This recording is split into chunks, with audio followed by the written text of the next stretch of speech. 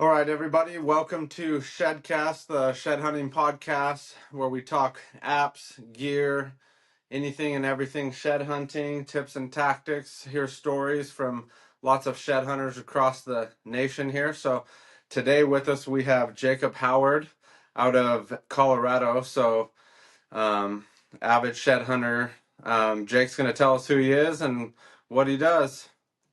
Yeah, I'm Jake Howard, and appreciate you having me come on the podcast and everything. And Oh yeah, thanks for but coming yeah, on for sure. I got into hunting, shed hunting, and guiding. Pretty much ever since I was a kid. Grew up around my dad. I think probably the first time I remember chasing his truck down the driveway at 2 or 3 years old, crying because he was going hunting and leaving me home. And I think I first got going when I was about 5.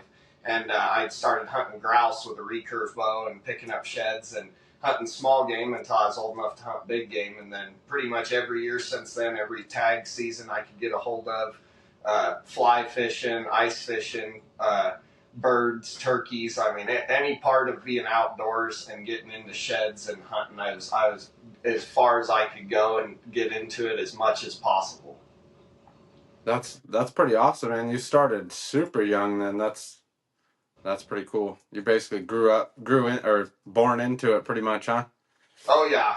No, my whole family grew up. Everybody you hunted for meat, and that was part of just going out every year and filling the freezer. It wasn't it was one of those things that it wasn't a how do I word it? It really wasn't a sport. It was we were filling the freezer every year. And now I can say it's turned into a sport for me more and a kind of a profession with the guiding and stuff. But yeah, definitely since the day I can remember being a little kid, it was all I ever wanted to do was hunt or be a trapper or a guide. And that's what I told everybody. I think it wrote in papers all over when I was a little kid. So, yes, sir, it just that's where it took off from was my dad and family. And from day one, just getting out in the woods. Yeah, that's pretty cool. I don't know if I lost you for a second there, or do you still see me at all? Yeah, I see you. It said reconnecting there for a second. Oh, And then okay. came right Just back. So, oh, okay. okay. Just Right on. making sure. Sometimes the internet connections are weird. Um, so yeah, I just want to talk a little bit about kind of what you do on a regular basis, and then you also guide and hunt and stuff. So how does all that fit in? Like your kind of busy schedule, if you're working a full-time job, what do you do? Yeah, so I have a water well business that's family run business, and we sell water well pumps as distribution, irrigation pumps and stuff, and that's my normal, I guess what most people call their 9 to 5 job every day. Yeah. And then pretty much every day, whether it's after work, weekends, I'm going out hunting. I usually end up archery hunting because I can go. It's a longer season, so I get to get out and go hunt, weekends and stuff like that. And even if you only get weekends, like in Colorado, I think you get 8 or 10 days if you just hunt Saturdays and Sundays. So I usually end up archery hunting myself, but then as far as guiding goes, I guide a lot of rifle hunts for an outfitter up here in Northwest by Meeker, Colorado. And that's so kind of where, as far as all that fits in, is it's just getting out every chance you can. If you get a good group of buddies and just find people that are going and they're gonna go, whatever seasons and just you start going as much as you can. And it's I had a buddy named Caden that got me into guiding and everything, and that's what it takes is good friends. He called me one year and was like, I need a guy to fill in for me. We've hunted together a lot and stuff, and you're the guy. And so then from there on, I've been working with outfitters and stuff like that, and that's kind of one of those things where it's one of those worlds that it's who you know and who you hunt with and stuff, and getting to know the right people and just trying. I mean, that ranch job in Texas I got from a message on Instagram. And so it's one of those things that, it's just, you never know. Like, nothing's ever too far out of reach if you're just willing to give it a go and throw your boots on. Yeah, that's pretty cool, especially just like being able to do that kind of as like as a job as well. I mean, it's just I mean, kind of like living the dream a little bit. Oh People yeah. like it's just such a cool thing to do, and then you get to help so many people kind of fill their little dreams with it. You know, it's pretty cool to see it all go down like that. Oh, yes, sir. Yeah, that's probably the best part about guiding is some of the people you've gotten to meet. Hmm. You know, you take somebody out and then you hang out with them for a while, and then they end up telling you, you know, that this is their last mule deer hunt, and they're doing it for a memorial for a family member or something, and then they end up shooting their biggest mule deer they've ever got. And you know, to a lot of people, there's that, especially maybe on as far as like you know that are maybe against hunting and stuff, don't see that other side of it and the level of respect that a lot of us give these animals and stuff, Oh and that yeah. it's not a that we're better than them or we're outsmarting them. It's that those animals are in their element, and when they find it's more what one of my friends words it perfectly is he says when you're out hunting, it's not that you got the animal, it's that they gave themselves to you. Hmm. And I feel like that's a really like grateful way and a good way to look at that is, you know, Hmm. you've got an animal out there, you hunt an old mule deer, or you take a client and you put him on a mule deer that's 9 years old, and you're like, man, that deer's been out here for 9 years hiding from mountain lions and other hunters, and today was the day he gave himself to us. You know, it makes it a pretty special moment.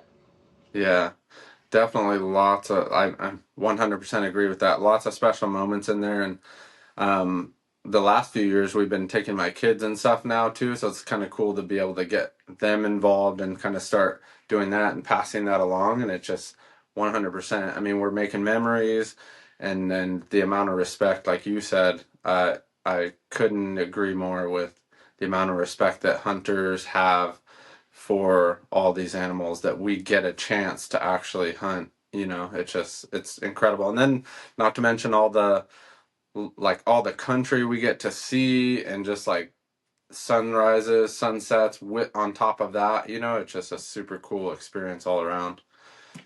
Yes, sir. Oh, yeah. When you get out and you're, like you say, there's so much more to it when you get up in the mountains and you're looking around and you're getting to watch animals do stuff that people watch on TV, and it's like you just happen to be there at that point in time to be a Mm-hmm. part of that little show of nature, you know. And that's Hmm. what I love about going out and hunting so much and being a part of that and shed hunting and getting out there is when you're sitting there, you know, and you watch two bull elk fight and there's not a soul around, you don't record it, and it's just you and them, and you sit there and watch them fight.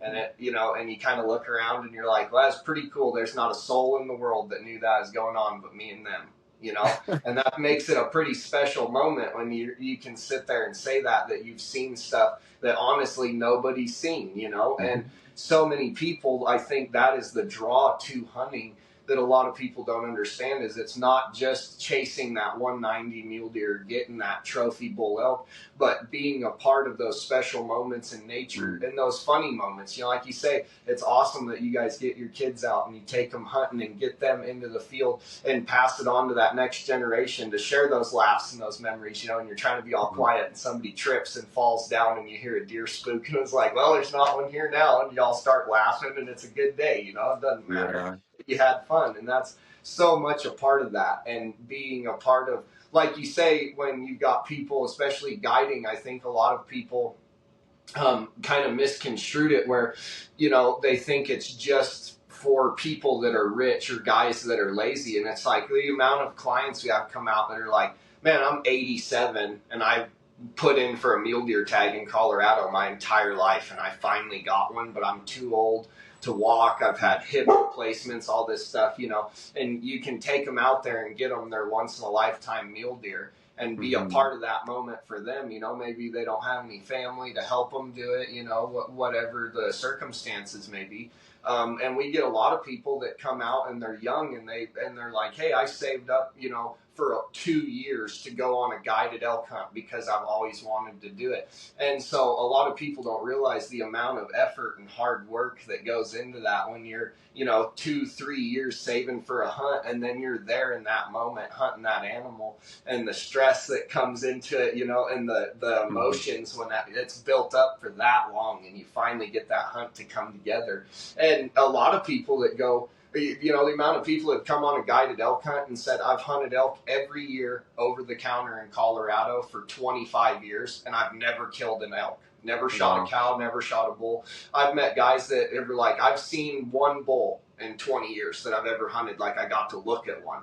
And so they go on that hunt just to experience that Yeah. of, you know, and that's all guiding is you're going with somebody for their experience to Hmm. just because they know where the elk hang out. You know, if I go to another state as a guide, it's hard sometimes guiding other guides because they want to think, well, I'm a guide too. And me and all my buddies, we try and be really adamant about that. That if I go on a hunt with somebody else, I act like I've never hunted before because I'm like, Yeah. okay, this guy lives in this area. This is Hmm. his local zone. He hangs out here. He knows where he's seen that mule deer cross the road and run up into a patch of trees 15 times at Hmm. 5:30 in the morning. But if you drive by at 6 o'clock, you're not going to see a deer there, and you're going to keep Yeah. driving. You know, that's what you're going for on that experience. Like a guided hunt is for somebody's experience. And a lot of the stuff we end up getting is on public land, even though we have access to private. A lot of the animals we end up taking are on public. It's just knowing where they are and the time of day to be standing there. But if you live 1,000 miles away, you can't drive out here for 2 weeks and drive up and down the road and just see what's going on. You know, that's a lot of money. Most people can't afford that when they've saved up to go on that one hunt. Yeah, even the time to do that, like you said, just knowing those areas, having that general knowledge of where they're at, where they're hanging out. I mean, guides put in lots and lots of time to be able to provide that for people, you know. Some people just don't understand that either. I think some of that gets misunderstood for sure, you know, but I mean, it's a really cool experience. My uncle's a guide here in Arizona, and he guided a hunter last year. I think it was like a 370-ish bull, but the Oh guy was wow, like, the guy had polio when he was younger, so he was like not able to walk very far, you know, like just had to have quite a bit of help. And I mean, he was able to take a big bull, you know. I mean, I yeah. wasn't there, but I can only imagine, I mean, just the emotions you're going through when you take an animal of that caliber, you know, especially a giant elk. When they're that big, they're massive, you know. Oh yeah, 100%. And that's, I think a lot of stuff gets misconstrued by social media nowadays on the size of animals. You know, Hmm. like I've got sheds that I can show people and they look at them and they're, oh, that's a 175, 180 mule deer. And then you tape them out and it's a 147 mule deer. And they go, well, that mule deer's big though. And you're like, yeah, Yeah. they're still big. A 150-inch mule deer is nothing to scoff at. That is a great Mm. representative of the species. You know, Yeah, it's great to absolutely. chase that mature level of deer and look for that, you know, your 190s and 200s. They're Hmm. awesome and they're out there. But the big antlers are not always aged. There's deer that I've seen that are super old. I've got a buck in my living room I shot, and we named him the beer can buck because he has 8-inch bases, crazy Wow. mass, but he only scores 148. Yeah, Doesn't that's hardly insane. score at all. Has tiny little forks, but he was 9.5 years old. That's insane to have 8-inch bases.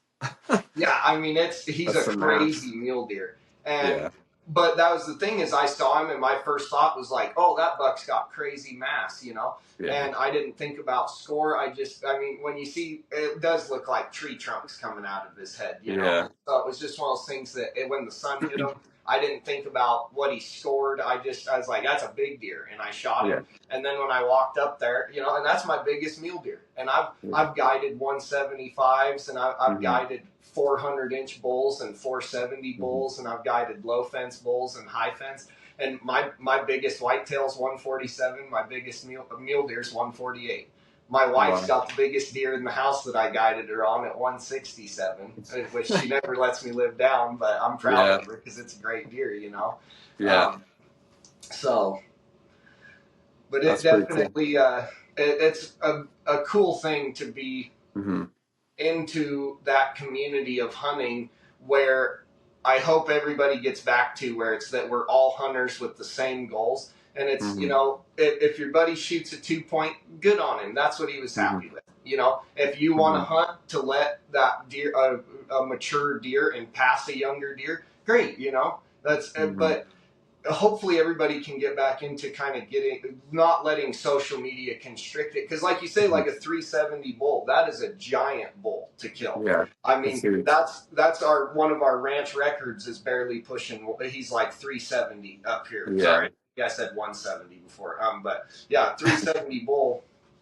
is It's big. giant. That's a huge Yeah, bull. That's the biggest bull we've killed up here in Colorado yeah. of where we outfit. I mean, that's, and nowadays you hear those people talk about that 400-inch mark and Mm-hmm. this 200-inch mark on mule deer. And I don't think Yeah. a lot of people realize that it's like, just on my Instagram recently, I was Mm-hmm. in a certain area where it takes a long time to get a tag. And so there's bigger animals, Mm-hmm. and it's one of those things that if you can consistently find big animals even in over-the-counter units, but if Mm-hmm. you're going to hunt that 200-inch mule deer, you got to think, if you're in a unit that there's a normal over-the-counter unit, if there's 500 mule deer out there, there might be one or two 200s hiding out there mixed in with all those bucks, so you're going to have to Mm-hmm. really pick through some deer. And that's not a scientific fact or anything, just kind of as an example. Yeah. Even raising whitetail in pens and stuff, you'd have 40 bucks. They're all the same age, same genetics, and they're all Mm-hmm. getting fed the same thing. And they'd all have like spikes or be 2 points or maybe little 3 points, the first year, stuff like that. The year they'd turn 2, there'd be a bunch of them that'd be 8 points and 6 points, and they'd look just like normal, typical little basket rack, Yeah. 10 points just like this, just a basic low fence whitetail rack. Yeah. And what was crazy though is in that same 2-year-old pen, you'd have a deer that'd look like this, and that's a high fence set of sheds, but it's one of those things that those deer could have been the same age out of the same genetics, and this deer's probably uh, pushing 200 inches. This was just a buck that was in the pasture. But what's really funny about these deer is that once they're in the pasture and they get those genetics like this, they're kind of force fed protein a little bit. Mm-hmm. And so, and when I say force fed, it's they're in a pen, right? So it restricts their movement. So the only thing they eat is protein and the stuff that's perfectly like balanced for them to be healthy. What Mm-hmm. happens is they end up reaching a certain point in their body where a wild animal, if this makes sense, really won't get like I'm trying to think of the proper way to term this. A wild animal can't get like obese, I guess, if that makes sense. They Yeah. At a certain point, their body will stop. Like they just won't eat if they're full. Their body Yeah. knows they don't need it. So if a buck has been gorging on protein and then he doesn't eat for 3 days, it's not there's something wrong with him. He's just full. He's not moving. It's nice and cool outside. He's just sleeping, taking naps. Well, you take that deer that looks like this in the pen and you throw him out in a pasture and release him, he will go back to eating grass, and the next year he may look just like this set of sheds, but all these kickers you see right here and these extras and some of this crazy blading down here on the front and just some of the extra real goofy stuff that they wouldn't Mm-hmm. normally get, that will all be gone the next year if he grows out in the pasture, because he's going to go back to eating more grass, but he's moving again. So Mm-hmm. now his body is using more of that energy again. And that's how you get these deer to blow up into like this buck on the floor down here, that 300-inch set. I'm gonna, I'm It, gonna, hey, I'm gonna stop you for 1 second because I can't see you on video, so oh, I just want to see if I send you that link real quick. yeah. And if we need to start over, like sorry about that. No, I don't think we need to start over. There we go. Perfect. Now I see you again. Okay. Perfect. That's what I wanted. I just wanted to be able to see you to make sure that when you're showing them off like that, because Right. then we can see the sheds you're talking about. Right. There you So, go. yeah. Because So here's that big buck. that's So a insane set of sheds. I And mean, it is how did that one score absolutely. again? So each shed is pushing around 158 inches. Wow. And that's as a single with no width measurement. So he's Yeah. a 320 whitetail, depending. Yeah. But yeah, That's so crazy. super heavy. But that's what happens if you let a buck reach maturity at 5 or 6 years old, and he's being fed protein, and he's Just laying in a half-acre pen, yeah. and all. But so this is a perfect example on this side is how these big kickers really kick off and Yeah. kind of just extra crazy, something you Yeah. wouldn't normally see. If you No. released this deer and let him go out in a pasture, like I was saying, he would probably look identical to this the next year. But like this little kicker off the back of the base, these big cheaters out here would all be gone. And he would Wow. keep this big typical frame. And so their What? body goes back to nature very fast when they get out Wow. there. And they'll be super fat, 250 pounds, and be growing a rack like this. And you turn them out, and they'll lose 50, 60 pounds going out in the pasture, and they'll lose a lot of the trash off their rack. And Yeah. then if they stay out there another year, they just keep going and looking more like a wild whitetail and getting more symmetrical the longer they're Wow. out there. And, but this That's is interesting. what they breed for on those ranches, is Uh-huh. because when you get what, like over here where these two tines come off in the same spot right there, they Mm-hmm. call that double rowing. And what that does is you can fit more tines on a rack because they'll grow two and they split at the base in each spot instead of one. So what would be a 10-point whitetail turns into a 20-point whitetail if he's double rowed. So it That's gets insane. absolutely ridiculous. But the main mineral that makes their antlers explode is copper. Copper. Wow. And so what, like copper, and then which we would feed them Mum's Beef Grower with 18% tetrachloride in it, which is what most people feed cattle and everything like that to keep Yeah. them medicated and make them healthy and stuff. And Mm-hmm. that's what we would feed these whitetail. And Interesting.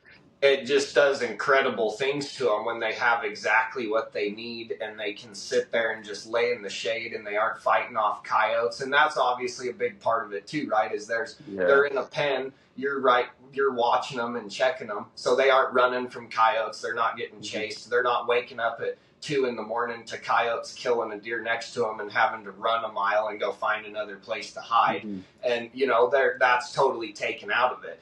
And Mm-hmm. so high fence is very cool because you can see what something can turn into in the right conditions. That's so insane. I mean, yeah. And I mean, like kickers like that. I mean, it looks like a little Christmas tree on the back Yeah. there. That's so crazy. But That's pretty interesting. Just like you said, I mean, you can see it's like full potential and beyond that, even because just haven't taken some of those factors out. I mean, they don't have to like kind of walk a few miles for food or walk a mile or two that way for a water hole. And then, like you right. said, trying to avoid predators at the same time, coyotes, lions, stuff like that, or even having to fight other bucks, like stuff like that, just not having to compete as much just to live is insane to see what that does. I've seen like some of that stuff before, but I mean, I've never been able to like fully understand. And there's so many like products out there and different things, right, that are Oh promising yeah. antler growth and this and that, What do you Mm-hmm. think when you see stuff like that? You It's look at like what's in it and stuff and kind of see if it's like a good mixture. so as far as with that ranch, I didn't really get to experience with, say, like those products you see where it's I'm trying to think of an example and not get a copyright suing here. Yeah, But just just the unique. basic. You see like something that's flavored. This is going to grow your whitetail. It's got Yeah, this, and this. I cannot tell you if that works or not because yeah. I never personally used it. Like I Okay. said, we fed our deer because it was easier to get a pallet size of like pallet orders of that feed, because when you have 200 whitetail, you can't get online and go, oh well, this bag grows whitetail and it's Yeah. 20 pounds and it's $40. You can't do that for 200 whitetail 365. Yeah. It's not happening. You know, you spend $1 million a year. So Yeah. that's where they go to that beef grower, just as what they really found those deer like it. They would, you know, clean their trough every day, and you'd mix a little sweet feed in with it, just some molasses and corn, give them something sweet while they're digging through the protein.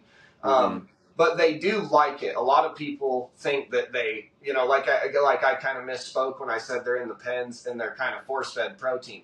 Because when you let them out in the pasture and that feeder goes off, there's grass everywhere, and they will run up there and they'll kill another deer at the feeder fighting in the rut to get to the protein. Like, those whitetail are extremely aggressive as far as mule deer compared to mule deer in the rut. There was whitetail in a pen one day, and they got in a fight, and I was trying to make it stop, and there was 5 bucks, and they pinned another buck up against the fence and took turns backing up, goring him, and I bet you there was over 100 holes in him, and it crushed his skull and ripped an antler off, and they were dragging him around on the ground, and I just had, like, you can't get in there because they'll kill you, you know? Yeah. So, I mean, what do you do? But they're extremely aggressive in the rut, and that's where, like with these big sheds, when they come into the rut, you saw their antlers on those ranches when they're in pens, and it doesn't hurt them. You wait till they're hard-horned, and you cut them where there's a just below their eye guard, and that way there's nothing sharp to poke other deer's eyes out, but they can still naturally go over and rub on a tree, and they have their bases and a little bit of antler left to knock those nubs off naturally still. Yeah. So it still gives them that natural process of rubbing,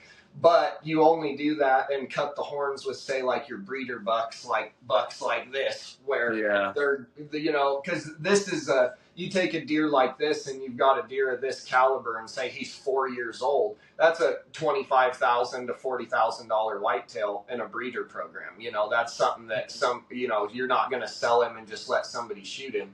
But that's what different ranches do it different. We bred because it was a high fence ranch and we had a breeding program. You breed them to get them as big as possible at a young age, because if you have to wait for this deer to turn 6, that's 6 years of you feeding him, 6 years of him fighting other deer in the pen, and you worried about him dying or getting sick and all that stuff. If he can do this at 2, you only pay for him at 2 years, and you turn him out, and it's the same deer. So a lot high fence ranches with breeding programs, that's what they're trying to do, and not all of them. I was only a part of our breeding program, so I definitely can't speak for all.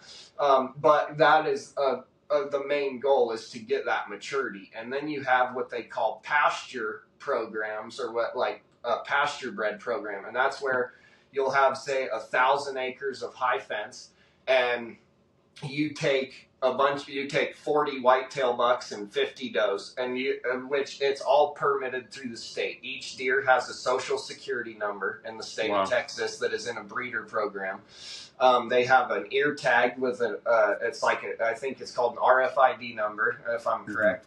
And it goes into a state system, and you can go in and look up your ranch and type in that ear tag number, and it will tell you the genetics of that deer, when it was born, what ranch it was a part of, and then if you sell that deer to somebody else, that it's recorded, and then it'll say, you know, it's like buying a history on a car. You can look and, okay, this ranch owned it, this ranch owned it, and then this ranch owned it. I mean, you can go right down the list. But it is very specific, to the point that with the state, you have a map of your ranch, and if you have a fence line, it is drawn on there, and they know exactly the acreage of each pasture, and they know exactly how many deer are in there, and they give you a certain amount of tags, and then you're supposed to go out and drive around and take surveys and look at how many deer you're seeing, and then they'll give you a certain amount of tags to hunt. But even though you're raising these deer, they're on a high fence ranch and everything, it still falls under the Texas state hunting laws because it's a native animal. So you have to hunt during the hunting season, everything like that. So you can't hunt them year round on a high fence for whitetail stuff. You know, certain states have different seasons and some different rules if whitetails aren't native, but I'm not sure if there is a ranch on one where whitetail aren't native. But so that's a lot of where, with the breeding and stuff like that in the pasture programs, those deer released, they kind of go back to their natural selves. They, like I was saying, they're not movement restricted. So you have that 1,000 acres, you turn them out, they all hang out there, and you just let them grow and do their thing. And that is what, like, is a pasture program.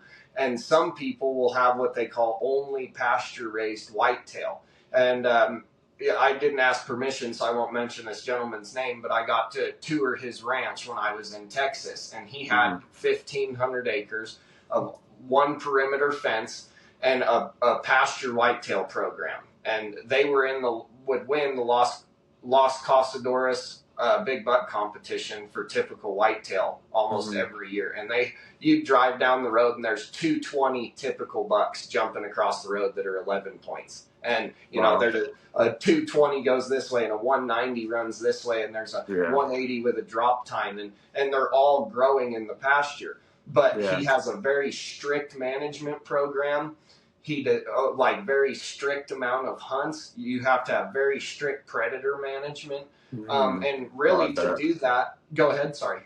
Oh no, I said I bet with deer, just deer programs like that, when you kind of have them all kind of in one area too, you know? Oh yeah, and coyotes are horrible on whitetail. Actually, bobcats are really hard on whitetail. There is a bobcat I actually have mounted in my living room that I trapped when I was down in Texas, because he killed a whitetail in a deer pen, and we couldn't the whitetail's laying there, and the only thing that gave it away is there was a hole chewed in his armpit, and he just started to eat the heart. That was it. He didn't eat anything else on it, and I'd gone in there and spooked him off it. I hadn't seen him, so I took that whitetail and stuffed him up under a log. And a couple days later, I caught that big bobcat coming in, and he was like a 35-pound tom bobcat, big male. But he killed that deer no problem, and it was kind of crazy because there wasn't as much damage to the deer, if that makes sense, as you would think for that deer to be dead. I mean, you could tell the back of its neck had been bit and its throat had been bit, but not even really enough for there to be a lot of blood or anything like that. And I mean, it killed it. So it's pretty impressive. A bobcat and coyotes, how hard they are on all those smaller like animals, and especially exotics and sheep and stuff like that in Texas, are super, super hard on them, just because a 35-pound bobcats compared to a whitetail, most of your Texas whitetail in the location I was at, if a true pasture-born whitetail, they would reach, that 150-pound mark, maybe 200 pounds on a really big buck if he was getting into protein. But most of the deer that were pushing that 200-pound mark came out of that genetics program and being bred, because, they're breeding them for the biggest body deer, everything like that. But, so, yeah, a lot of that goes into it, too, as far as just genetics wise and everything, which that gets crazy. I mean, that's like racehorses and stuff. There's deer that are worth $2 million and $1 million that are insured, and you go get straws of semen from them, and it's maybe $20,000 to get 20 straws of semen out of a deer. It's kind of crazy, some of the levels of these deer that they get into. But when you have a whitetail that's 5 years old and he's 700 inches, and he looks like a typical buck, and this is like I say, about a 320 set. So you think about, double this is just, almost hard to even fathom. And, that's crazy. But those genetics, once they're there, with the bucks, it's really funny. So they have what they call super does, is a thing that people are trying to work on, where they think there's does that will produce really, really big bucks. A lot of programs messed with it. Some people really, really believed in it, and some people said it didn't work at all. So I couldn't tell you either way if it really did work or not, but there was certain does that I could tell you every year would have big, healthy buck fawns, or big, healthy babies. Or they might even have quadruplets every year. There was one doe we had in our breeder program. She would have 4 babies. Wow. And she would take care of all the babies. I mean, she was the best mom in there, but she was double, triple the size of every other doe body wise, and she would every year like clockwork have 4 babies. And Yeah. so, you know, she was one of those does. Sometimes you wonder when you look at a doe that's double, triple the body size of any other deer there, and then she's producing that many babies that are all healthy. It kind of makes you wonder. You're like, well, is that maybe that would be one that would produce a lot of big bucks or, you know, Yeah. what have you. But mostly they believe that the bucks provide the genetics. So it's, you know, Mm-hmm. they get the genetics from these bucks, or put a big, you know, you get a buck like this set of sheds and you take him and put him in with some does and let them breed him, you know, Mm-hmm. you're going to get some big deer for sure. But it is kind of funny because you can have, again, a buck like this go in there and breed 50 does, and then 10 of their babies at 2 years old look like this. That's so crazy. That's And you're so It insane, is. dude. It's Yeah. just crazy that the genetics do that. But yeah, I mean, Yeah. that's just a good typical low fence buck. But there was a lot of bucks in our program, and you know, they might have a little more mass. They might Yeah. have a couple extra knobs down here and stuff, or might have a little bit longer tines than this. But for the most part, there'd still be some that you could tell that just nature rules, you know, and it just, you Yeah. can't breed it out of them. And so when they would always go back to this typical state, but a lot of deer, it was crazy how many would actually come out just like this, like I say, out of a buck like that one I just showed. And it's would blow your mind when you see that and you're looking at the genetics, and then they're standing next to each other and you're like, Yeah. there's no way that that deer came out of that deer. That Yeah. cannot, you know, it just don't make sense. But it's something that is just part of it, you know. It's just like genetics with people.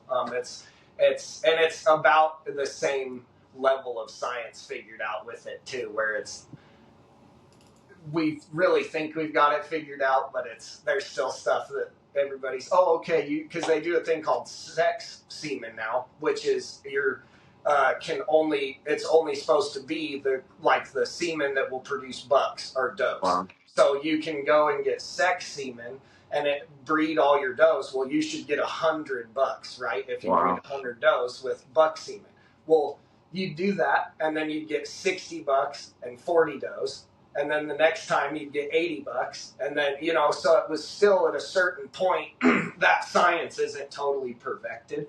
But that's Yeah. why I think I find it so interesting, is because there's so much behind this stuff that goes into it that a lot of people don't think. You know, they just, oh well, you guys just like shooting deer, you don't care about them, and you know, Yeah. you don't know anything about them. And it's like, well, we study them, you know, we're Oh, yeah. learning everything about them that we can because we love them. It's super cool, you know. I'll Yeah. tell you, it's if you can ever even just go on a ride on a high fence ranch and go drive around and to see a 300-inch whitetail run across a meadow when the sun's coming up and have Yeah. 2 or 3 more behind him is the prettiest thing you will ever see. And you know, whether it's in a 1,000-acre ranch, or people, you know, a lot of people don't like high fence, you know. Mm-hmm. People can knock it if they want, but I've hunted low fence, guided low fence, hunted high fence, guided high fence. And most of my life has been on low fence and public land and everything. And Mm-hmm. I still thought it was cool just to see what that stuff could turn into. You know, Yeah. like I say, to see a 300-inch whitetail run out in a meadow and stop and look at you, and you look over and a deer's like this is 50 Yeah. yards away, going like that, turning his head, and Yeah. you know, and to shed hunt a place like that, I mean, just all of it is it's a lot of fun. Yeah, that would be insane. Especially like just being able, yeah, I mean, just putting eyes on a deer like that would just absolutely blow my mind for sure. Let alone picking up sheds on it, you know, whether it's high or low fence, wouldn't matter to me either. I mean, just being able to hang on to those. We went through, it was kind of like one of those drive-through game farms actually in Nebraska when we were living out there. And Okay. I think it was almost September. So it was like August, September. And so the bull was like kind of ready, you know, and like we went through this thing and it was, of course, like a high fence ranch, right? I don't know if they actually hunted it just because of what it was. It was more of the drive through, see the animals type deal, Yep. but you're still like 20 yards from this bull, and he was like a pen grown animal, so he was well over like 400 inches, and he was just absolutely massive and just had kickers coming off. And then he was probably getting all pissed off because the cars are driving through and bunching up and splitting his like cows in half, as they're like Oh yeah. wandering all over the road. So he just like ripped just like a mid bugle, but just being that close, it was just like, holy crap, this thing is just like a dinosaur. He's so giant, and his width was just so freaking, he was just absolutely massive, and I was just like freaking mind blown just looking at this thing that close, and I'm like, we kind of better hurry up before this dude runs into the side of the truck. Oh yeah, for sure. No, But that's awesome. so in Texas, you guys, so you did, I mean, they have a lot of exotics and stuff. Did you get to like have like experience with some of the other like axis and like fallow deer and stuff over there too? Like, have Oh you picked yeah. up sheds from those, or even just been able to hunt them and kind of see their mannerisms and stuff? Are they like quite similar to the whitetail over there? Um, so yeah, I got to hunt a lot of exotics. That's really so. I tell everybody now. I used to say I loved hunting mule deer. Well, now I tell people I'm a deer hunter because Yeah, I love axis deer, fallow yeah, deer, mule deer, whitetail, red deer. They're all anything that has deer in the name. I'm about it. And yeah, axis deer probably one of my favorite things to hunt hmm, because they are so smart and so cagey. And you can have an axis deer and in a patch of trees and have guys walk a circle around it, and he will lay there and not move if he knows you can't see him. He'll lay down and lay his horns down like a fawn and tuck their horns down next to their body, and you'll wow, walk up and they'll let you look right at them at 10 feet, and you can look them in the face, but the second they stand up, they're running full speed, and they can run so fast through thick brush and so quiet. It is absolutely amazing. Um, but they hide super good, which you got to think if you came from a country where you were getting hunted by a tiger, you'd probably be pretty good at running and oh hiding yeah, too. yeah, I think about a 800-pound mountain lion as like the comparison to a tiger to me. So like, yeah, I think I'd pass on that one. yeah. As far as getting hunted by one of those, What but a beast. super agile and still also aggressive though. I've got a friend that's a world class axis guide in Texas, and he's actually been gored by one before that they were tracking that was wounded, and it Oh, jumped up and it only had one way to go, and it ran right into him and knocked him down, and he stood up and looked down and was like, oh man, I got a hole in my stomach, and it drove holy its cow. eye guard like 8 inches or 7 inches, something like that, right up into his stomach. And Oh man. so, but yeah, Axis, super cool. The first time you hear one call, it scares the crap out of you. Um, if you've ever heard Axis scream or looked up videos of them, when you're out somewhere with a thermal in the dark and you hear that for the first time in the dark, and it sounds like a shrill woman slash mountain lion screaming like nothing you've ever heard before, and you're just standing there in the dark, and your buddy's like, no, we're good, just keep walking, and you're like, no, I don't think we're going that way. That does not sound like a good idea. Like, I've seen this movie before, that's probably not the place you should walk. And but it is the most horrific sound the first time you hear it when you're not ready for it, but it's super cool. They like blow the air through their nose, and it's kind of like a bugle or a whistle. And the closest thing I can think to describe it is if you've ever seen the videos of those Apache death whistles or the Aztec death whistles from like down in South America when people blow through them. And it was Hmm. supposed to sound like a person screaming, kind of, but it Yeah. sounds a little different, kind of nasally. And that's almost exactly what an axis sounds like, to me, Yeah. anyways. Um, Yeah. super super cool animal. They breed and survive really really good in Texas. They thrive down there. There's a lot of them on low fence too. Hmm. Down by like Kerrville and stuff, there's access all over low fence country and stuff. People have them in their yards just like we have mule deer in our yards up here in the mountains. Yeah. Um, but yeah, axis probably are one of my favorite things as far as hunting or guiding a hunt on as far as deer go. are possibly one of my favorite because, like, there was an axis buck we hunted with 3 different guys for 5, or I think it was 3 days each time, and we had 3 different hunters, and we would see this buck, and then we would hunt him for the rest of the time because they were hunting axis, and he was a really, really big axis deer, but he had a messed up caudal point on one side.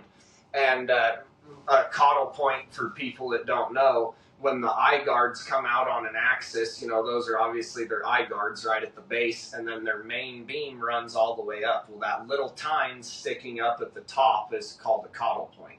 Mm-hmm. And so on one side, that tine was super short, and it was kind of messed up, so we could always tell it was him.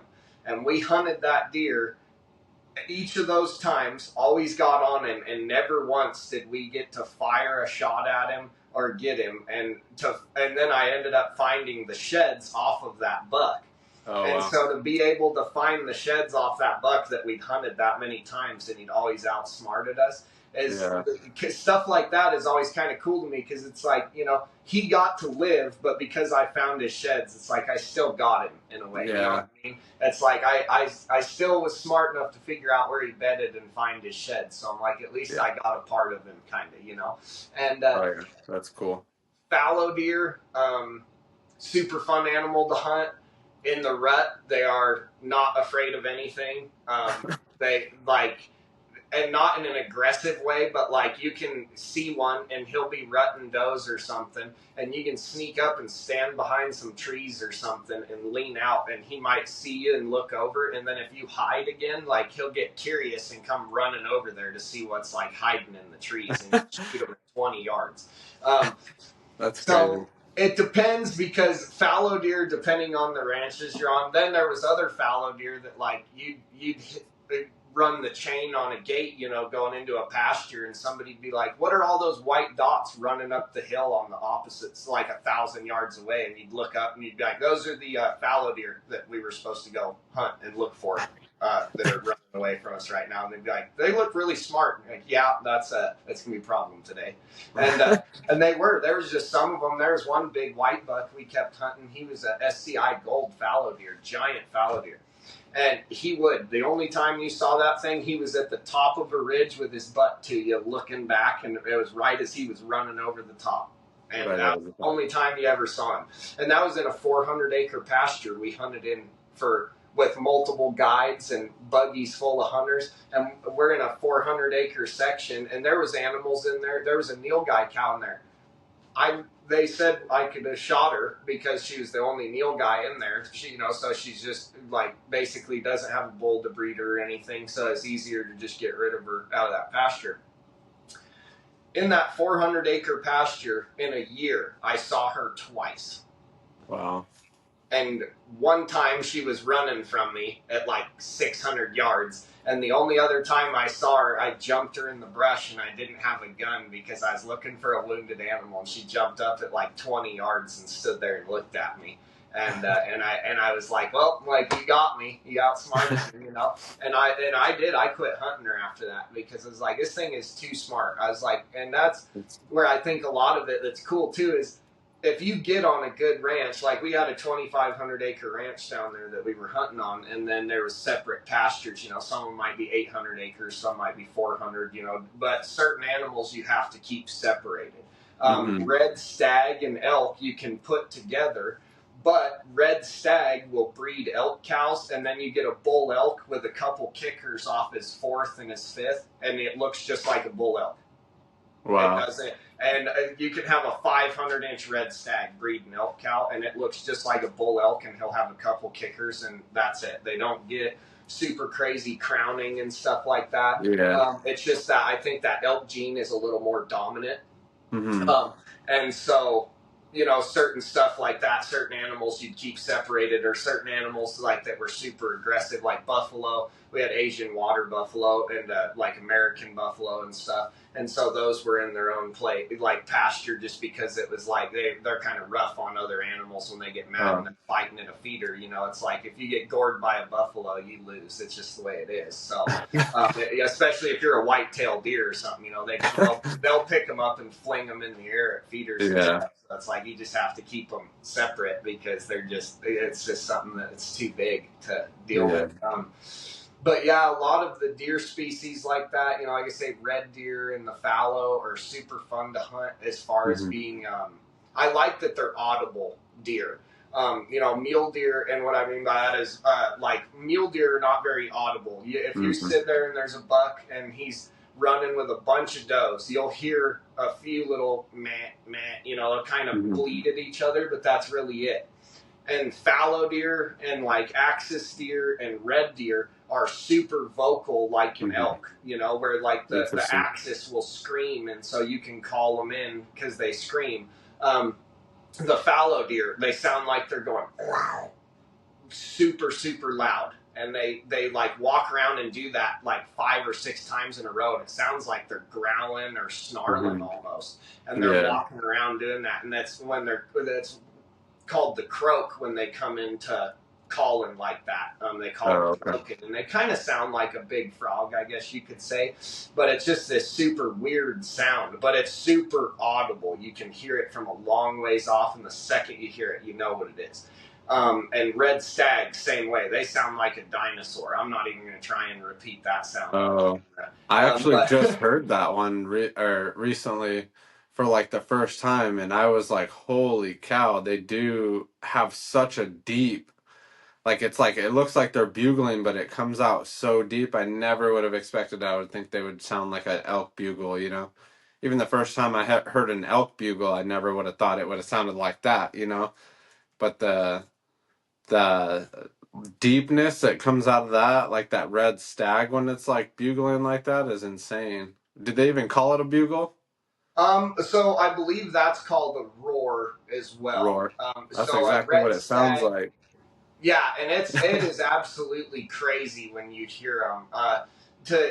To hear, you would, like you say, you would almost think that the elk and the red stag sound would be flopped. Like that red stag, that whistling, more high pitched sound would fit them because they're a little smaller, and then an elk being as big, you'd think would maybe make that big sound. But that red stag roar is, I mean, I will say, to hear that in person when you're in the woods as the sun's coming up on a cold morning and you hear 10 or 12 stags roaring, that is something magnificent. It is, to hear that sound in person was something I always like dreamed of. And so like when I worked on that ranch in Texas, like that was something I was really grateful for, is that like 2 months all you heard was elk bugling and red stag roaring for like the month of September and October. And you could go down a fence line between the 2 pastures they were in, and you know, one's 400 and one's 500 acres, and you could rip one bugle and the elk, you'd hear 5 or 10 bulls bugle, and then you'd get all the stag fired up and they'd be all going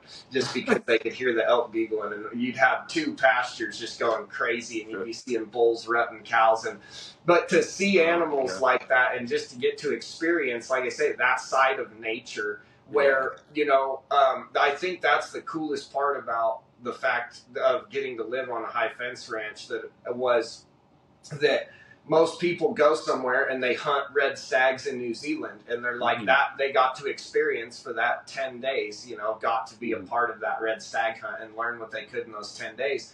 And I feel very fortunate that I not only got to guide red stag hunts and you know, skin them and quarter them and all that stuff, and work with them and measure them and cape them out and every part of that process, but to be able to go see them each season and each time of the year and see how they were acting and see them every day. And okay, well, this day it was a little hot and they didn't roar at all, and then the next day it cooled off and they're fired up and going crazy, and it's a little misty this morning and they're going crazy, you know.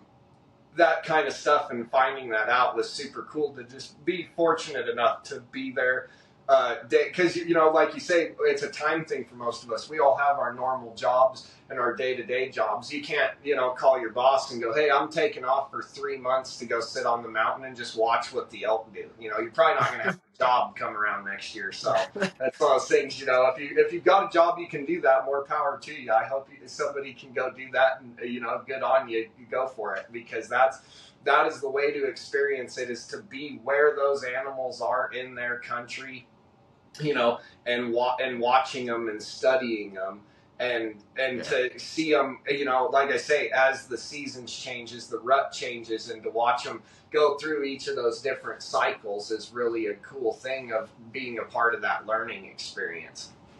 Yeah, just the thought of that sounds super awesome. Just to be able to just be, I don't even know what the word is, just like immersed in that environment like that is probably the word. Just Yeah, that's a perfect word for it. yeah, like Yep. that sounds so awesome. And then like you were saying too, and then there's everything else you learn there, and just from their behaviors and just watching them do what they do, just teaches you so much about the animals, Like it's one thing to like go up on a weekend, or some of the, some guys kind of are able to watch these animals grow up and stuff. I mean, that obviously helps a lot too, but being immersed in that world is like just even way more learning of literally everything, mannerisms, and just how they act at this time of the year versus this time, like you said, on a hot day versus a cold day, and just everything they're doing is just pretty interesting. I mean, there's a lot of the stuff you said I didn't even like think of or really know, but I've looked into like trying to go to some of these ranches to do some of these hunts and stuff. I haven't had a chance yet, but that just sounds like a really cool opportunity to be able to do that. Yeah, for sure. And that's where a lot of it too is, it really depends. The main warning I would give people going to high fence ranches, Mm-hmm. and there's nothing wrong with any kind of ranch. You have to be happy with the hunt that you get. If you're happy with it, good for you. Go back to that ranch 10 times. Mm-hmm. But what in the high fence industry, some guys have what they call hunting ranches, and then there's what they would call like a release ranch, I guess, in a way. So basically, what it is that you call them, and they might have 500 acres or 400 acres, right? Mm-hmm. And you call them and say, "Hey, I'm coming out to hunt a bull elk." They find a bull elk to put out there. And then, when you get there for your hunt, you hunt it. But there's not like a herd of bull elk and like cows living out there like all year long. Mm-hmm. There's nothing wrong with that. Sometimes it makes it a good hunt because the animals don't know that property, so they're going all over the property and trying to figure it out, so you never know where they're going to be, and they're not afraid to move and stuff. Sometimes there's some of them though that are like that we kind of call kill ranches, that it might be 100-acre pasture, and there's a bull elk, a red stag, a buffalo, and 40 sheep and some whitetail in the corner, and they're like, all right, blue 36 on the right in the corner's yours, so when everything else moves out of the way, that's yours that you paid for. And then if you're like, hey, I want to shoot something else, they're like, no, that's yours, like we got that for you. So that's one precaution if Yeah. people are looking for a high fence hunt, is if you look and they have a price list, and then you call them and they're like, no, you pay, money down, and then you come hunt and see what you want. That's really the way to do it, because, you maybe give them, $2,000, $2,500 or something, and then you go down there and you can drive around the ranch and look at all the animals and check out everything and see what you want to hunt. And that's kind of more where I would, like, if somebody's looking for a high fence hunt, I would more recommend a ranch along that does something like that. Mm-hmm. Just because I feel like like I say, you're not going down there for one animal and that's it. Like, you can drive around and change your mind 3 times and be like, you know what, I am going to take one. I'm going to go hunt one of these that we saw, even though I passed him. Like, I just think that thing's super cool. And then you go back and like I said, a lot of these ranches, get misconstrued. People think their animals are just standing in the corner somewhere, and it's like there was a goat that like I said, I won't mention any names, but our manager used to get mad because there was this goat on our ranch, and we would from the place Bucky's, there's little chips we used to get, and we'd feed this goat these little chips, right? Well, you could find him anywhere. You just go out there and ruffle a bag of chips, and our manager went out there to hunt that goat with a group of hunters, and it was a hybrid ibex, and they're out there hunting it, and he's like, I can't find this thing. And it was in, just a 500-acre pasture, and he's like, I cannot find this thing anywhere. And we all went out and looked for 3 days, and we could not find him anywhere. And the day those hunters left, he showed up. Oh my God. And we fed him by hand. Like, he's like, I know you guys feed this thing. Where is it? And we're like, we honestly don't know. Like, we're sorry. And he's like, where are you hiding your pet goat? And that's what I mean is, we're like, oh, he's our buddy. You can't shoot him, like we feed him and stuff. And we could not find him. Like, he was gone, And so it was really funny how animals they would know. Like, you'd drive by a bunch of them and they'd stand there and look at you. And you could tell they're like, oh, they're not hunting us. Yeah. And then, like, you'd go down the road or something and see a whitetail and stop to look at it, and, like, it'd run. And you're like, oh, no, they know we're looking for them now. Yeah. And so then, you start getting in stands and different stuff. Whatever, making spot and stop, just hunting however. But, yeah, it's definitely something I recommend, though, if people can go on a high-fence ranch, and go hunt at least once just to try it and see what it's like. Because it's, like I say, it's not for everybody. Some people don't like it, and I totally get that. I've got buddies that, give me crap all the time. And I'm just kind of one of them guys that it doesn't really matter to me. It's whatever fits that person. Like I say, it's however you want to hunt. There's a lot of guys that hunt high fence just so they can, like, hunt with a pistol or something, so they can go hunt certain animals, and they only want to hunt with a handgun. That's a lot of people that hunt on ranches and stuff like that. Or, like I say, there's a lot of guys too, same thing, that would come down and be like, I've paid for 5 guided bull elk hunts and I haven't killed a bull. So I'm coming to a high fence ranch to shoot one. Yeah. And so there's still that part of it where, a lot of people go to a ranch because there's something that they've been after their whole life hunting, and they've gone on. But we've had guys that had come down to shoot an exotic sheep or something, and for right there in Texas, and then you'd be talking to them, and they're like, "Oh yeah, I've hunted those same sheep like in Spain or in whatever, or in Morocco or wherever they were from. I've hunted them 5 times. I could never kill one." And, like, paid $50,000 for these 5 hunts or 6 hunts to, or $80,000 to go on these hunts, and I just could never get it done because you're hunting out in nature in the mountains, and so that's a lot of it too. And then you too have, like, a big business for those exotics, like I was saying, what they'd call super exotics. So you have a lot of your high-end African animals like sable and blessbuck and wildebeest, and you get we had Trans-Caspian uriels, which are one of the most beautiful animals I've ever seen. Nubian ibex, different stuff like that. Super beautiful animals, but they're animals that you have, the only way their population is allowed to be hunted is because they are on ranches in Texas. There's, no home population, or the countries they're in, they legally can't be hunted anymore, or whatever, or different reasons like that. And that's where, as far as conservation goes, what's super cool about those ranches is, like, I've got a scimitar horned oryx right here, and the scimitar horned oryx were going extinct in their home country, and were completely extinct. And I'd say the name if I could tell you the specific country, but I can't think of it at the second right now. But they were going extinct, and they were on the ranches in Texas, and there was a gigantic population of them on the ranches in Texas. Well, a lot of people from PETA and anti-hunting communities came in, and they were like, okay, these are going extinct, so we need to get rid of all of them on the ranches in Texas. You just have them to hunt them, so we need to kill them all off or get rid of them, whatever. Well, what happened is they were going to pass a law to ban hunting them, And all the people that had a huge population of them now, they're like livestock in the state of Texas in a way, you know, because they're an exotic. So these people are feeding all these, and now they can't hunt them. So they were telling people, hey, I used to pay, you know, have $4,000 hunts for one scimitar oryx, pay $4,000 and come shoot 10. And so the scimitar horned oryx population got cut in half in less than a year in the state of Texas. They were just like getting killed by the masses because people were just giving hunts away. They'd be like, "Yep, if you bring a bunch of people down and like one guy shoots a $20,000 bull elk, everybody in the group gets a scimitar oryx."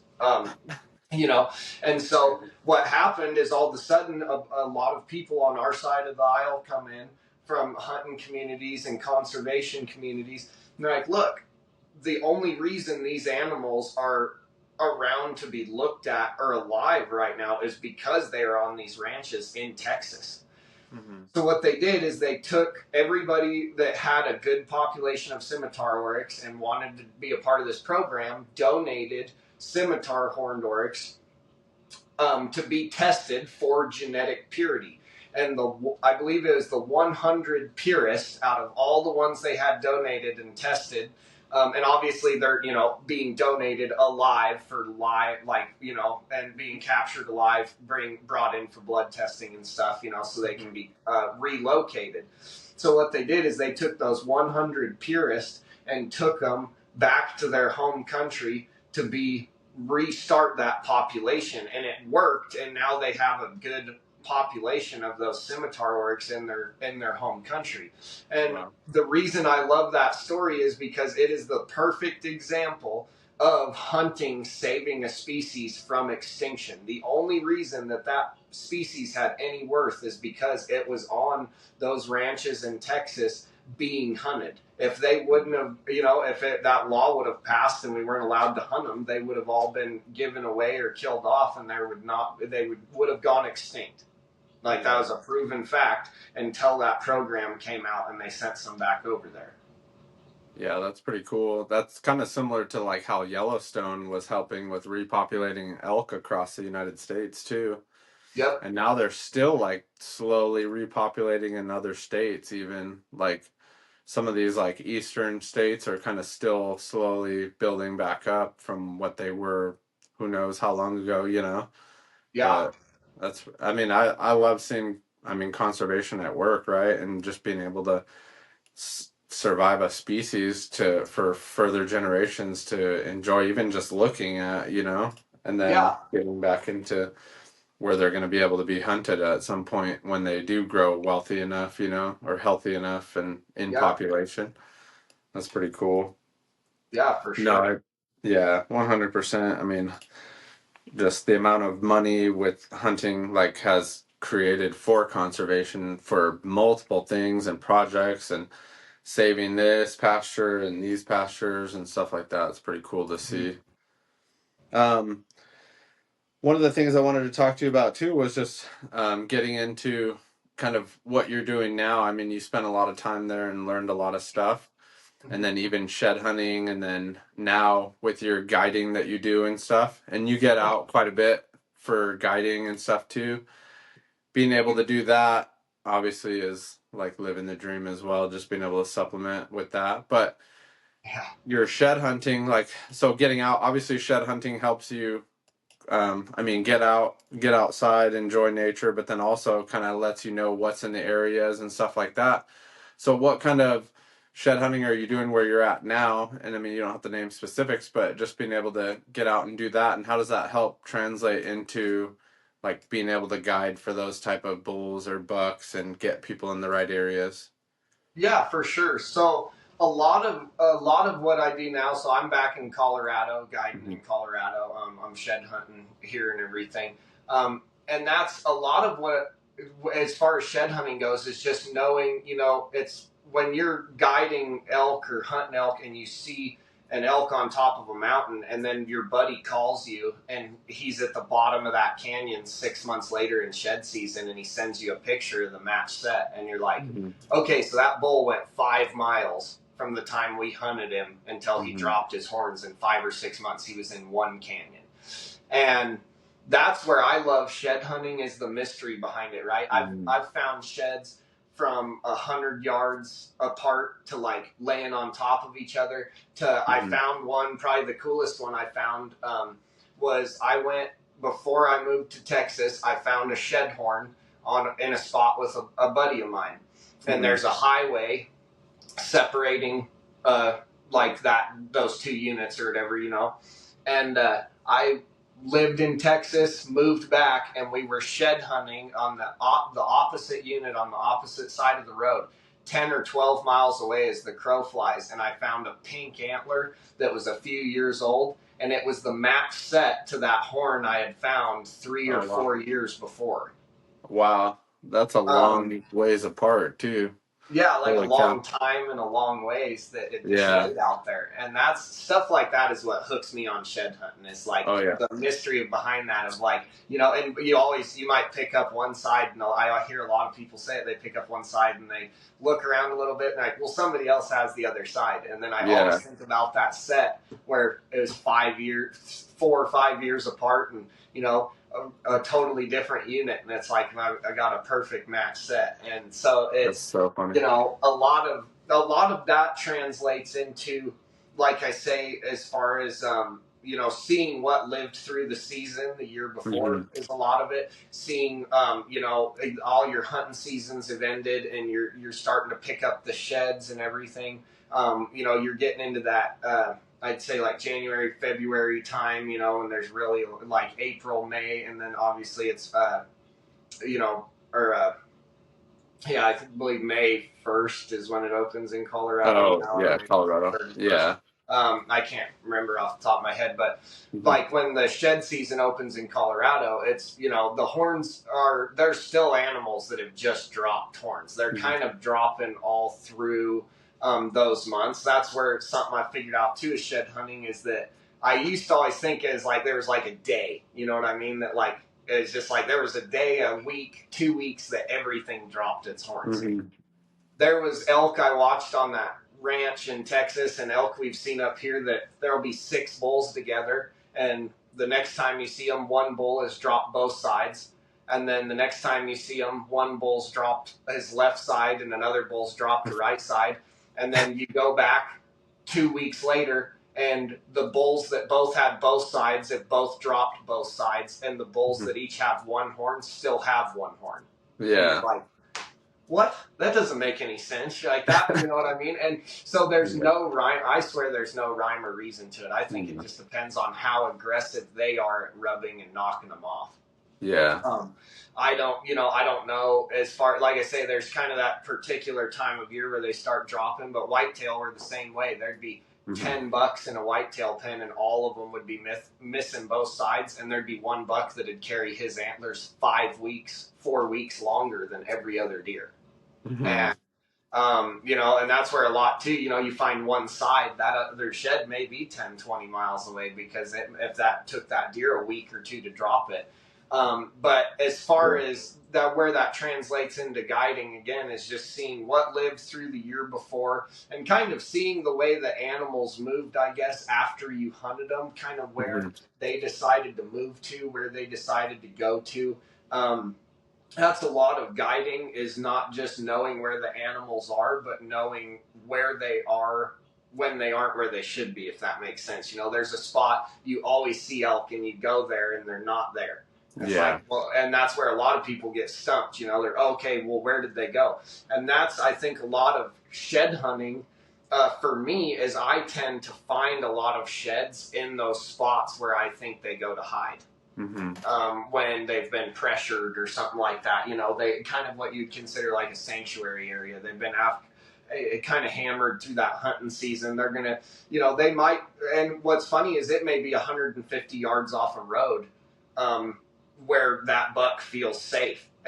If he lays there for 2 weeks and a car never stops on the side of the road and nothing ever messes with him, and he's got food and water, and he can reach everything he needs right there, he's going to stay there because he's comfortable.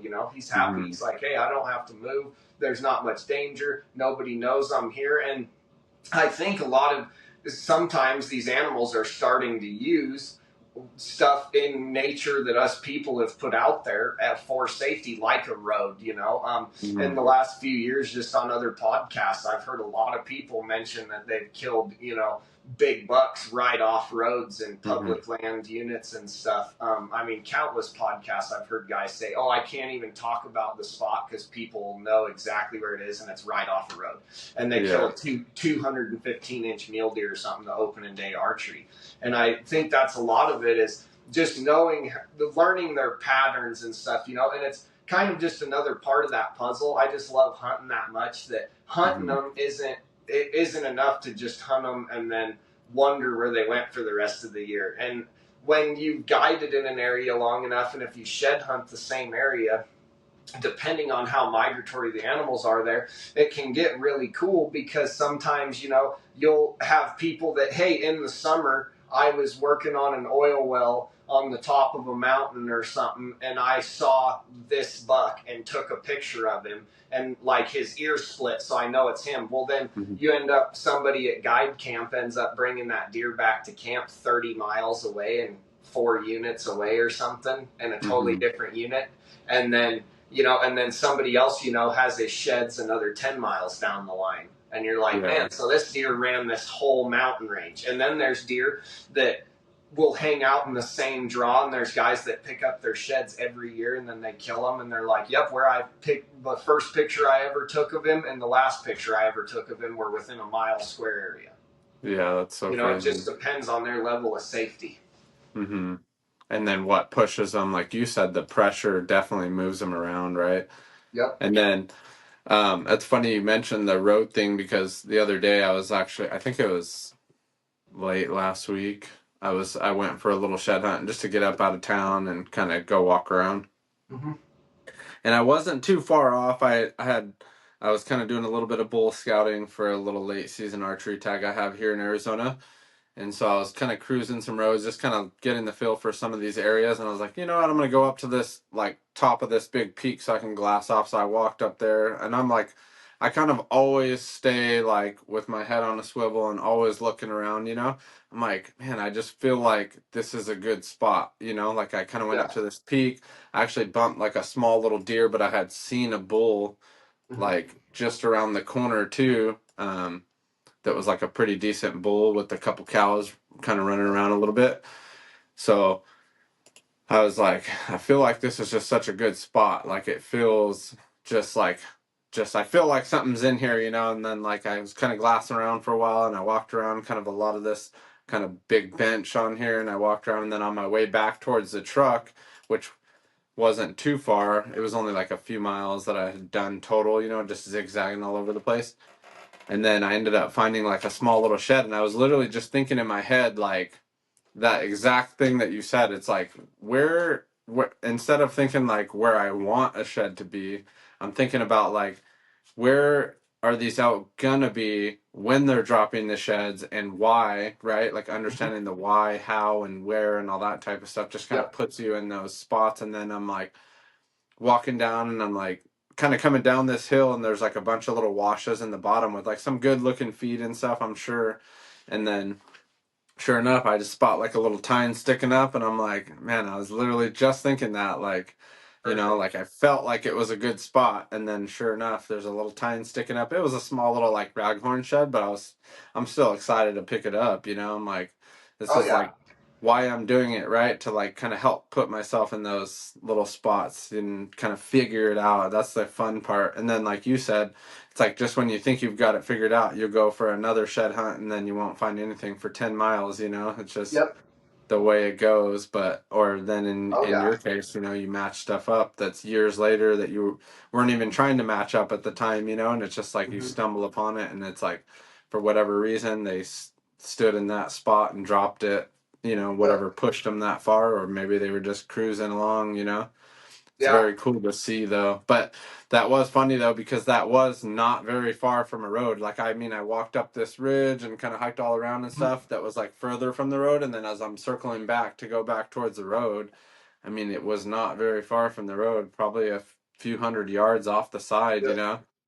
So it's like, but I had seen bulls like kind of cross this big highway that was nearby, you know. So I'm like, Yep. I'd been wanting to like go into the spot, you know, like I know they're going from one big mountain range and kind of crossing a major road into another big, like real brushy type stuff. So it's like I know Yep. they're passing back and forth. It's just a matter of finding out where they're hanging out and what they're doing, or having them hang out there in the right time, right, in order to find the sheds. So Yeah. that was kind of cool to see and kind of funny to hear you say that because it's so like just spot on, you know?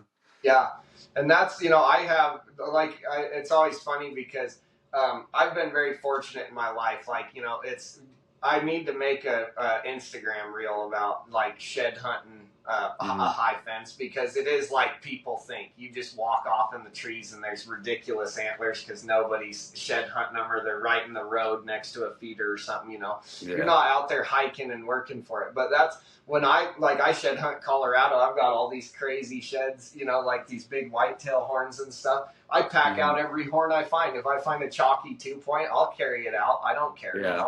I love just finding antlers, and that's the Yeah. thing is like I still have those hikes where I'll go out and hike 10 miles, and then like you say, you walk all the way back and you didn't find anything that day. And then recently this year, this was probably my worst year of shed hunting, and it was funny, but I'd hike 7 to 10 miles every trip I would do. Every trip I would get in the truck and drive no less than a half mile, and I'd spot a brown road shed from the road after I hiked 10 miles and didn't find anything. And I was like, Man. well, I guess you got to take it where you can get it, right? I'm like, at least I still got one. But I mean, I did that 4 or 5 trips. I bet I hiked 50 miles for five horns that were I saw from the road each time. So I mean, it's cool, but Yeah. and That's so funny. but there's a lot of that too where as far as shed hunting goes, I think a lot of it is an elevation thing.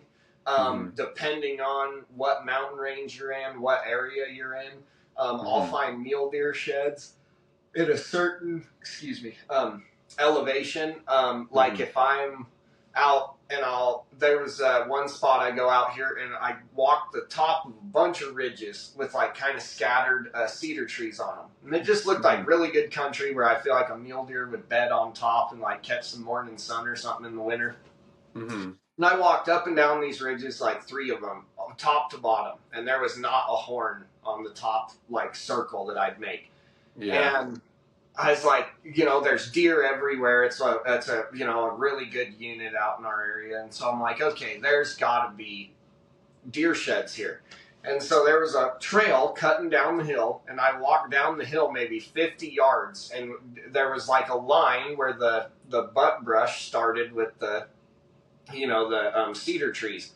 And in that area, the second I got into that brush and started walking on trails, I found like 12 horns. I mean, it was right away. It was a certain elevation. But if I would have went back to the truck, like I would have thought there was no horns there. I hiked every ridge. It was my elevation was off. I just wasn't on the side, down on the side where they were. And that's a lot of it for people that want to get into finding sheds and stuff is just, if you go and hike a ridge, like sometimes some of the best shed hunters I know, they'll camp and go, okay, I'm hitting, this ridge, and they will go down to the end and come back and make a line and go down and back again, and that's like their whole day. And then the next day they will go right to where their tracker stopped from the day before, and then they'll zigzag and finish that hillside, and then they'll cut back through their original trail 2 or 3 times to just make sure they gridded that hill. But I've done that before. There was a spot, it was like a joke to me and some of my friends because we would go in there and take 5 people and everybody'd find 4 or 5 deer horns. Okay, we cleaned it up this time, And you take 2 or 3 people back and everybody'd find 5 horns. And you're like, it's weird. Okay. And they would all be white though. Like the brush was so thick that you could not find them all. Like people would just miss them. And I bet you went back to that spot 4 or 5 times before we'd never found like a horn in there. And and it was like a joke. We'd be like, man, I was 3 feet from where you walked a week ago and picked up like a match set. And then somebody'd be like, oh yeah, well, the tree that you stopped at to fill your water up, there was a match set on the other side of it. And you're like, there's no way. And I mean, it was just crazy. We'd walk the same trail somebody else walked, and like, where was that horn? You stepped over it. Oh. Yeah. And it's crazy. We all think we're just so, even like, it's funny because, we all get into this, like with social media and stuff, you get the people that are like famous and people are who's the best hunter and all this stuff, and it's like anybody misses stuff. I've drove Mhm. down the road with some of the best guides before, and they're like, oh, did you see that deer? And you're like, what? I didn't see that deer. And then you do the same thing to them. Oh, there's a deer. And they're like, I didn't see it. And you're like, oh, Yeah. this guy's been guiding for 20 years, best mule deer hunter I know. And then it's like, and there's just, it's sometimes you just got to turn your head just right at the right time to Oh look yeah. for that certain hole in the trees to catch the sun, shining off them or something. It's just one of those things that that's what I love about hunting and going out is there's always something to learn and it's never the same. You can kill 100 mule deer, 100 elk, and you could, go on 5 or 6 hunts a year for each of them. And you'd go mule deer hunting one day and you'd have a buck do something you've never seen before. And it's just, or an elk or whatever it may be. And that's what I love about, like, with shed hunting too, is the treasure behind, and like, of you're out there, it's like a little kid on a treasure hunt, you're out there and there's the deer and elk just hid your Easter eggs for you, I guess, and that's, maybe that sounds childish, so that's why I love it, is it's just like a little kid in a candy store to me. I'm like, these are just laying out here and you just get to pick them up. Yeah. And all you have to do is do the work and go hike and look for them. And I've gone and had days where I've hiked 10 miles and not found a horn, and then I've had days where I've looked at my map and went, this little tiny basin right next to this road, I'm going to walk through it, and pulled out 15 deer horns, and you can see cars driving by, and you're like, well, I guess this was just the spot, and and that's I think so much of what I love about, like you say, when it comes into hunting and like guiding and shed hunting and how they all connect together, is just that there's always something to learn, whether it be from the animals, from your own experience out there, from other people, like I've had hunters that, there's guys I know that have never guided in their life, right? And they've been guided on every mule deer hunt that like they've ever been on. And they'll tell you something and you're sitting there with a bunch of other guides and you're all like, wait, what did you, no, that made perfect sense. Like, you're trying to figure out something. Oh, this deer was doing this. I wonder why he was doing that or something, and they're like, oh, well, I've always seen him do that. And I've heard it's because of this. And everybody's like, okay, well, that makes sense. Like, yeah, okay, there it is, So you never know who you're going to learn that next little tip or trick from or whatever, Yeah. Or what people know, that's, I've met guys that you would never think would be a guide or would be like good at hunting or know a lot, and then they start telling you something about deer or elk, and you're like, did you go out there and live with them or something to learn this stuff? Like, where did you find the time to do this? And that's just a lot of it, is just that life experience and going and getting to know, like I said in the beginning, the best thing anybody can do that wants to get into guiding, that wants to get into hunting, that loves hunting, that wants to shed hunt, is get on a Facebook page, or find a group of friends and be like, hey, I just want to go hunting. Does anybody want to go hunting? Whatever. Just get in a group of people, and there's a lot of good communities out there of people. Me and my buddies all the time, we do not, we take people, and stuff, because it's like, or if we're up hunting and we don't have a tag or something, and there's somebody like looking for cow elk, for their kid or something, and they're like, man, we haven't seen any elk, and we just saw a bunch of cows run into a patch of trees. It's like, well, yeah, okay, go over here, because it's like, we want everybody to succeed, we want everybody to have fun. And, Absolutely. and we hope one day that, like, even, like I say, I might be out there with one of my kids one day hunting, and and I'm not finding nothing, and some guy might pull up to me and be like, hey, I just saw a big deer cross the road down here or whatever. Yeah. You never know where that help's going to come from, or who's going to teach you something in that. And so it's like, and it's funny because age is always a thing, right? We hang out with people kind of in our age groups, right? If you're, you don't see people that are, 70 that hang out at the golf course, going to the club to hang out with 30-year-olds like at the bar and stuff. It's just like a different crowd, but hunting, I don't see that. You know what I mean?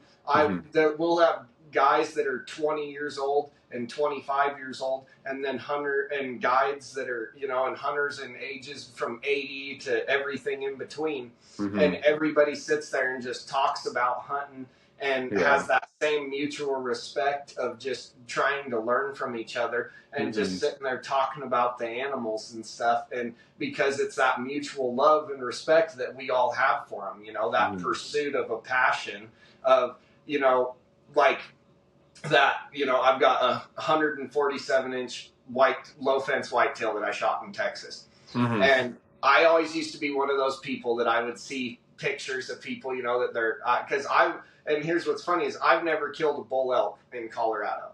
I've guided plenty of hunts, but I've never killed my own bull. So, so with that whitetail, I always used to complain about people that just come to Colorado their first year and shoot a big 6-point. And they're like, oh, elk hunting's not hard. You know, that's nothing. And I went down there to Texas and shot that whitetail. And it's like, yeah, no, that's cool, whatever. And then there's a bunch of guys down there, and they're like, no, you don't get it, dude. Like, we've hunted like our whole lives and never seen a whitetail like that on our hunting lease. And they're like, and that was like your first whitetail that you've ever shot. And I'm like, yeah. And they were like, yeah, no, we are not friends right now. Like, there's guys that were livid that I shot that deer, you know? And, but so I get it now. It's just, you just get lucky. And like I say, you know, it was just my time. That buck just kind of gave himself to me that day, and it was just what it was. And so I think a lot of that is what really draws me to hunting and stuff like that, is being able to go, like I say, pursue animals like that. And it's luck of the draw. I don't know anybody, you know, if somebody meets somebody that can fill every tag they have every year, and they've never been guided, and they do it on public land every year and stuff, man, good on you. Because I can't. Like, I'm not good enough to do it. I don't fill every tag, you know, and that's so, like, if somebody's that good, like, awesome, you know, I don't knock anybody, because it's like, there's stuff that, and I feel fortunate for what I've gotten to hunt, but I think that's the biggest part, is just really being grateful for the fact of that it's like, okay, I've got a lot of experience, been very fortunate to hunt that stuff, like that big whitetail, you know. I'm not a whitetail hunter or like whitetail expert by any means. I just got really, really lucky that I got to take like a once in a lifetime low fence whitetail buck, you know.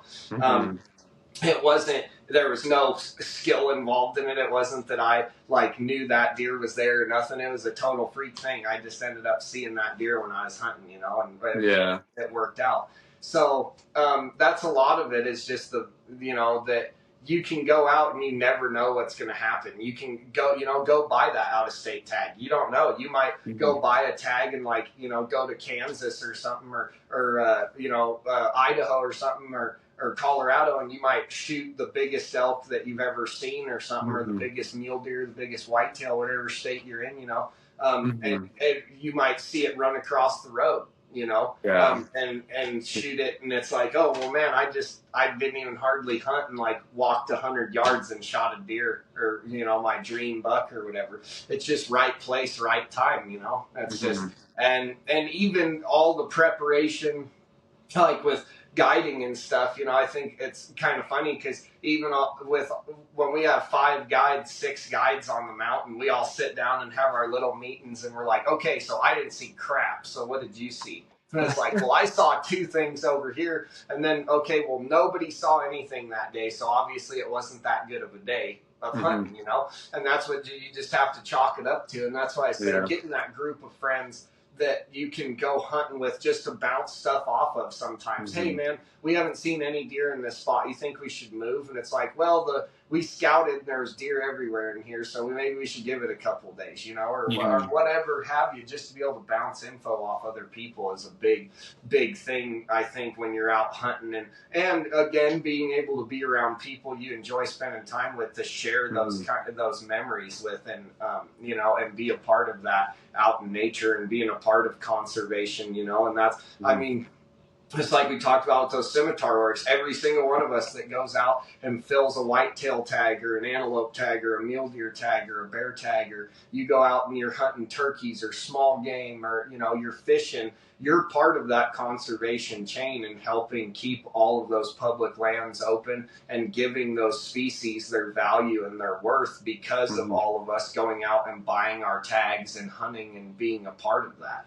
And so, it's like, I hope that everybody that hunts feels that way, and they should all feel proud of themselves that it's like, we are what keeps these species going. We are what, helps take care of this with all of the fees and all of our licenses and stuff that we pay. And then us going out in the woods. Because I don't know one hunter that, would see an animal that was either sick or hurt or one hung up in a fence or something, or, that wouldn't help it. Most of the guys I know will wreck a deer hunt to shoot a coyote to make sure it's not going to eat a deer or something, deer hunting.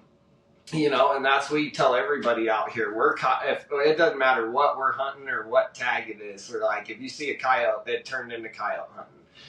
Just to say, and not that we hate them, but if it can save one mule deer, and I'm, like I've seen videos of guys shooting coyotes, that are attacking mule deer and stuff, and that's, we're all part of that conservation at one point or another. Whether you go out and call coyotes, or you go out and trap them, or you go out and just shoot them when you see them, or even if you don't hunt coyotes, but just any species like that, you're a part of that chain when you're involved with them. And so it's like you got to also comes along with voting and taking care of those when laws come up for hunting laws and certain stuff going on with species of animals, and like what's going on in Colorado where they're trying to ban the mountain lion hunting. And it's a proven fact that it is not going to work. But the reason it's become one of those deals that they knew if they put it to a voting base that the law would get passed, because people are not educated enough to understand that it's okay. We're not banning mountain lion hunting to save like the mountain lions. They're just banning mountain lion hunting because they think it's like bad basically, and they don't want them to be hunted with dogs. That's basically the cut and dry of it, is they just don't like mountain lion hunting and getting hunted with dogs and stuff. Well, that's kind of a hard coin, because it's like, okay, well, if you're not going to manage them, you are going to have problems with them. And 100%. But being it put to people that just, it goes to a voter base, and you get somebody that just, I'm going to help save a species because they see it on a ballot, but they don't understand the conservation side behind it. And, I don't care which way people vote on stuff, what they do, but it's like, at least be informed. Look, if you're going to vote on something, especially along the lines of, that and pertain to your rights, or, hunting laws and stuff like that, and, is like any voting at all, you need to be,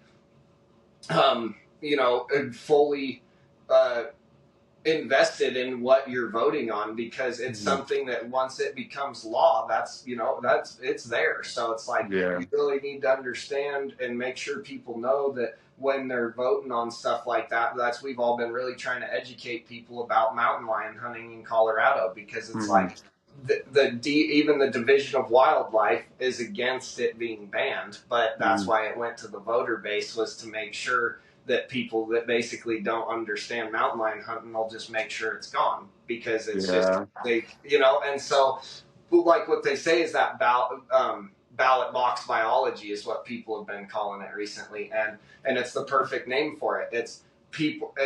And I think that's in general what's wrong with a lot of things nowadays, is people automatically hate something that they don't understand, and then they are also allowed to go make a serious decision on it and vote on it. And it's like, maybe we need to do something where it's like, when it comes to certain laws and stuff, people need to have a certain amount of education involved with it, or be educated on it. Like, hey, if you're going to vote on a hunting law, like, you at least need to be, like, have a hunter safety and be a hunter, and at least pass a hunter safety course so that Mm-hmm. we know, like, you know what a bull elk is and what a cow elk is, and you know what a mountain lion is and stuff, because it's like, you know, if you're going to vote on something and you don't know, it's like it's never a good decision to do anything in life if you're like, Mm-hmm. well, I don't know what this means and I don't know what this means, so I'm just going to guess.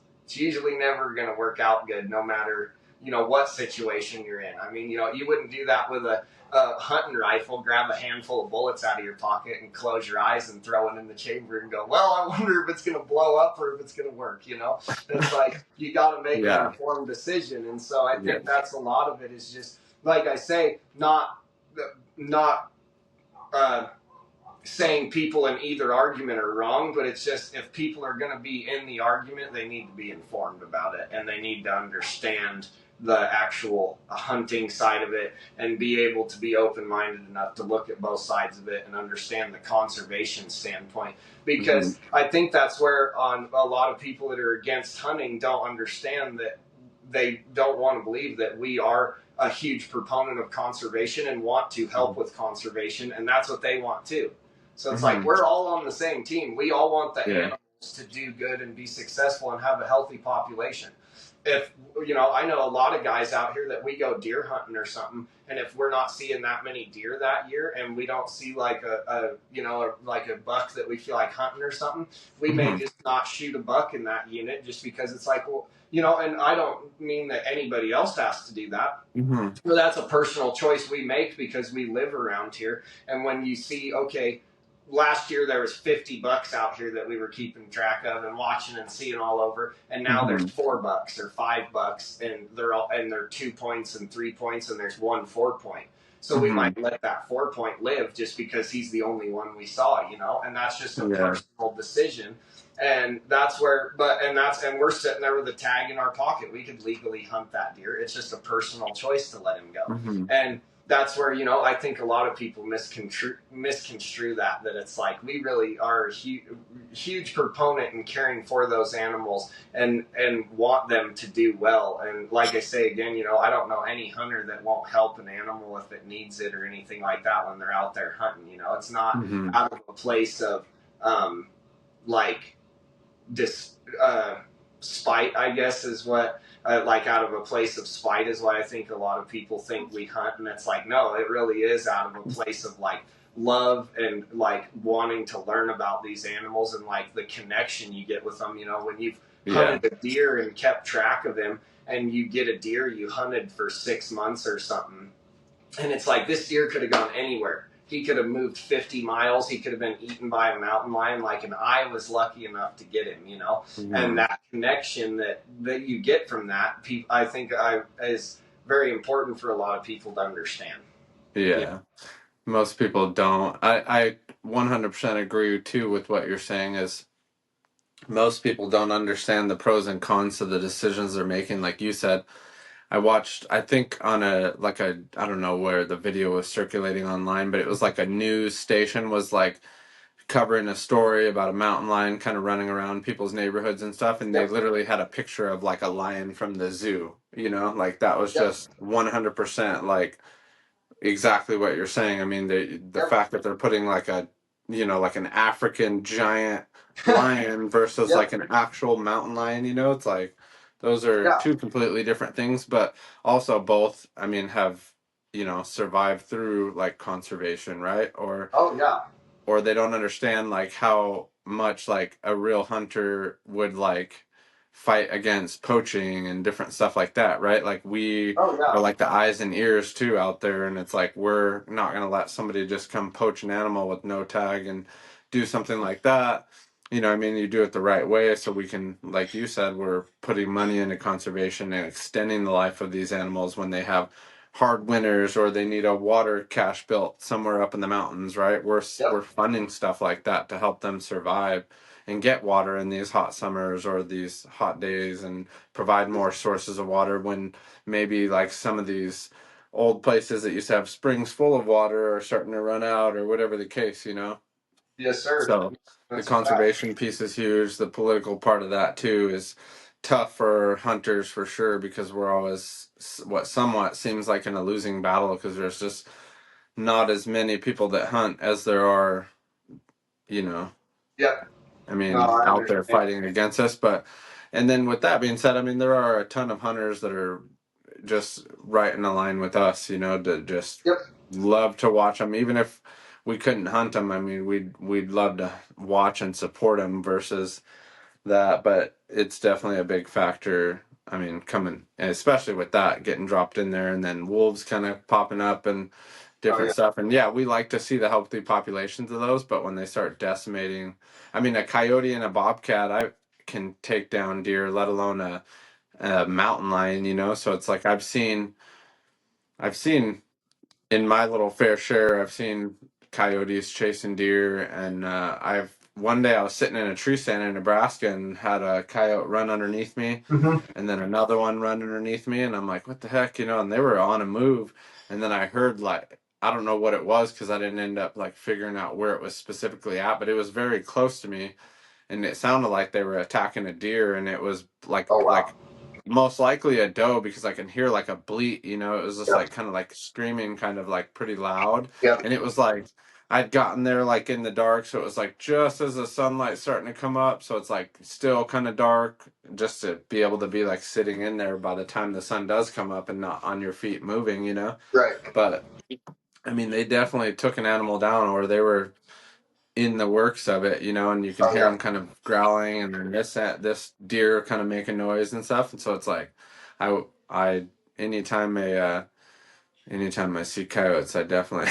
Oh start yeah. trying to hunt them because we had a couple years ago I was hunting with my dad, and it was like opening morning. We were hunting out here in Arizona for some Coues whitetail, Hmm. and this coyote's just howling and just calling and stuff, and I'm like, where's it coming from? Where's it coming from? And I just like lock in on him, and I'm like, I could see him. He's like 300 yards, you know, and I got a rifle right in my side by side, and my dad's like, he's like glassing for deer, you know. He's like, don't do it, Yeah. and I'm like looking at him, and I'm like, so I threw my camera up on my Hmm. like mag view, you know, and I'm like filming them, and it's cool. Oh I yeah. love watching them too, you know. So I'm Oh like, I yeah. got him on film howling and stuff, but he's still sitting there, and I'm just like, I'm just gonna look at him, and I start pulling my rifle out, and I'm like looking through the sky. Yeah. I'm like, I'm just gonna take a peek. Yeah. I didn't end up shooting him, but I'm like, man, do you? I'm like, you don't know how much I'm fighting this right now. It's opening morning, I get that, and it's like we don't want to spook the deer, but I'm like, but this thing is just, Oh yeah. it's an opportunity, you know. I'm like, he's just hanging out, and there's so many, Hmm. so it's like we're not hunting them to extinction, you know. We're just kind of doing our part with conservation. I mean, taking one out of the litter of 8 that are born that year isn't making too big of a dent, you know. It's like, Oh yeah. but you're still participating in conservation, and we don't let that stuff go to waste. The furs and the skulls and stuff, and Yep. like the memories that they provide, you know. So Oh yeah. it's cool to see and definitely partake in, you know. But Yeah. 100%. so Yep, and but yeah, no, predator that's management is just as big a part of all, like, with mountain lions, bobcats, bears, as just as much mhm, as helping with the conservation of, like ducks and elk and deer and just everything in between. I mean, just like you mhm, said, we're part of it all the way through, buying tags and stuff, and so. yeah. And I'm willing to stand and fight for that conservation piece for sure, because just what we do and the appreciation we have for you, like you've said numerous times. I mean, I don't think we could all say it enough how much like we appreciate that, and having the opportunity to go out and chase these animals and just to be able to see them and watch them do their thing and then pick up their antlers and stuff. I mean, we can't say it enough how much we enjoy it. Oh So yeah. just fighting for it is one way to definitely make that heard, you know. But Yep. 100%. one of the last things I just kind of wanted to get at was um, we definitely talked about elevation and kind of putting ourselves in the right positions to find like Yeah. looking for the right places that these animals are hanging out when they drop their sheds. Yeah. But what other kind of tactics or tips do you think you've learned over the years that has helped you kind of pick up sheds, or like stuff you can kind of pass along to everybody that might be listening, you know? I would say a lot of it is find what works for you. As far as some people work, like they'll park their truck and they'll walk circles around it and just keep getting in a bigger and bigger circle and bigger circle until they're a little ways from the truck, and then they'll go to another area, you know. Some I do like a kind of depends on the country I'm hunting. If I'm in sagebrush, I'll walk like a grid pattern, and then usually I'm like got a short attention span, so I'll get bored and start walking zigzags or something, and then I'll just like change it up, you know. And it kind of, a lot of it is more knowing as far as like where deer bed, you know. A lot of it can even be as far as like they may not. So a lot of people, I hear them talking about like a north facing slope, a south facing slope, you know. I've found sheds on hills and stuff facing every direction. I think it depends totally on, the area you're picking sheds up in, and the animals that are there, and then what the weather's like. You know, I know, like, you go to maybe some of the southern states, you know, you might find sheds right out in the open, or in like on a south-facing hillside, because they always bed on the south-facing hillside because the temperature's warmer down there, you know. And then up here, you may find them on a north-facing hillside because the sun hits it better in the afternoon, depending on where you're at or whatever, you know. And then, or a south-facing slope, and it's just, you know, and the way the mountains are turned or something, the sun gets on it at that time of the day, and that's when those elk were in there shedding, you know. A lot of it, like I say, is just kind of, you know, part of it is finding sign tracks, knowing, okay, you know, I went to this area and I know there's a bunch of deer and a bunch of elk in this unit.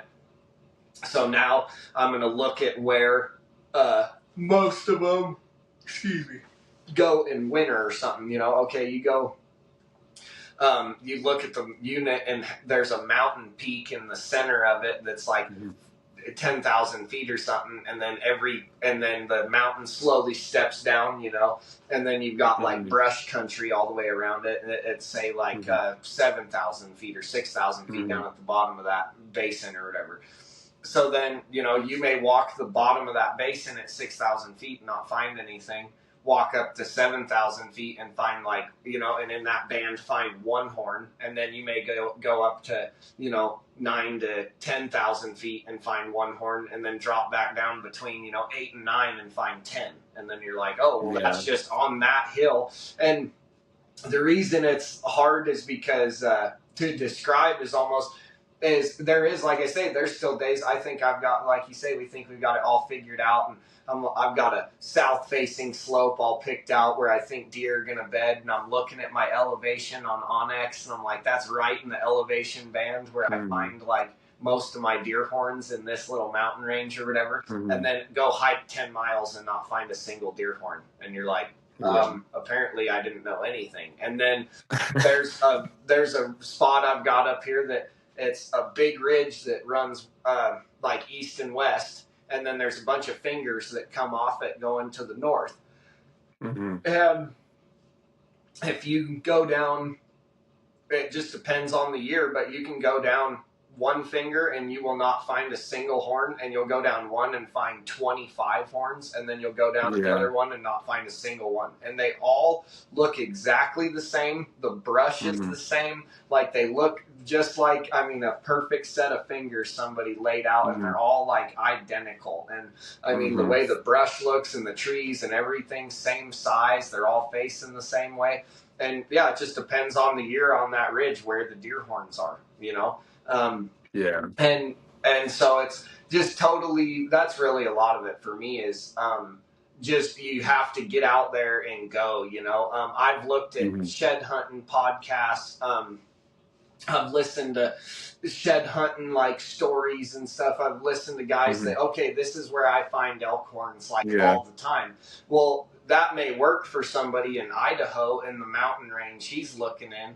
But then you try and implement that like down where I'm at in Colorado, you know, you may be at the wrong elevation and find no horns at all, just because depending on what, you know, and then say you go down to like a state like New Mexico or Arizona and get further south, you know, 8,000 feet there might be where the elk winter down there because it's still kind of warm, or something like that. And then up here, it might be 6,000 feet or 4,000 feet, or it might be 7,000 feet. It just depends, or 10, it just depends. And I found that's the other thing too, is I found sheds to disprove all of my shed hunting theories.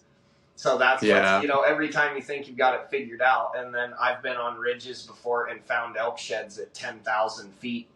And you're like, what was he doing up here in the middle of winter, And then I've found in the same canyon elk sheds in the bottom of it. And you're like, so were they just spread out through the whole canyon? I mean, it just really depends on the mountain range you're in, and like I say, just finding what works for you, like going out, hitting certain ridges. And then sometimes I've gone out and hit 2 or 3 ridges, not found any horns. And then, like I said, like that one spot, thought about it and been like, okay, I'm going to go back and hit the bottom of the canyons this time. And every bottom and every canyon has sheds. And you're like, okay, well, obviously in that little range, that little ridge, whatever, the animals that are there like those bottoms. But then you could drive to a unit 20 minutes away and cross the border into that other unit, find a spot that looks just like it, and all the sheds would be on the top of the ridge and not a single one at the bottom. It's just so dependent on the animals.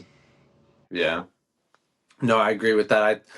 I think, and like we talked about, I really like running tracks from apps, right? Because then you can kind of see where you've walked and keep track of that. Like you just said, I know that spot's good. Like you believe in it, and you're like, there's something there, right? And that's kind of just what you learn over the years too. Like, man, there's got to be something. Or you go in there and you're seeing the sign, but you're just not picking up the shed, and then you're like, let me try it again, and you run your tracks a different way, or you search that other spot that you never hit before, and then that's when we like see, or even when you're crossing your own tracks, it's like, oh, a spot I shed hunted in Colorado is like, I got to shed hunt it maybe 3 different times, and I looked at my tracks over it, and all these deer sheds were all in that same kind of elevation band there. I forgot what it was, but they were all across the board, and my tracks were up and down and all this different stuff, but all those elevations were all very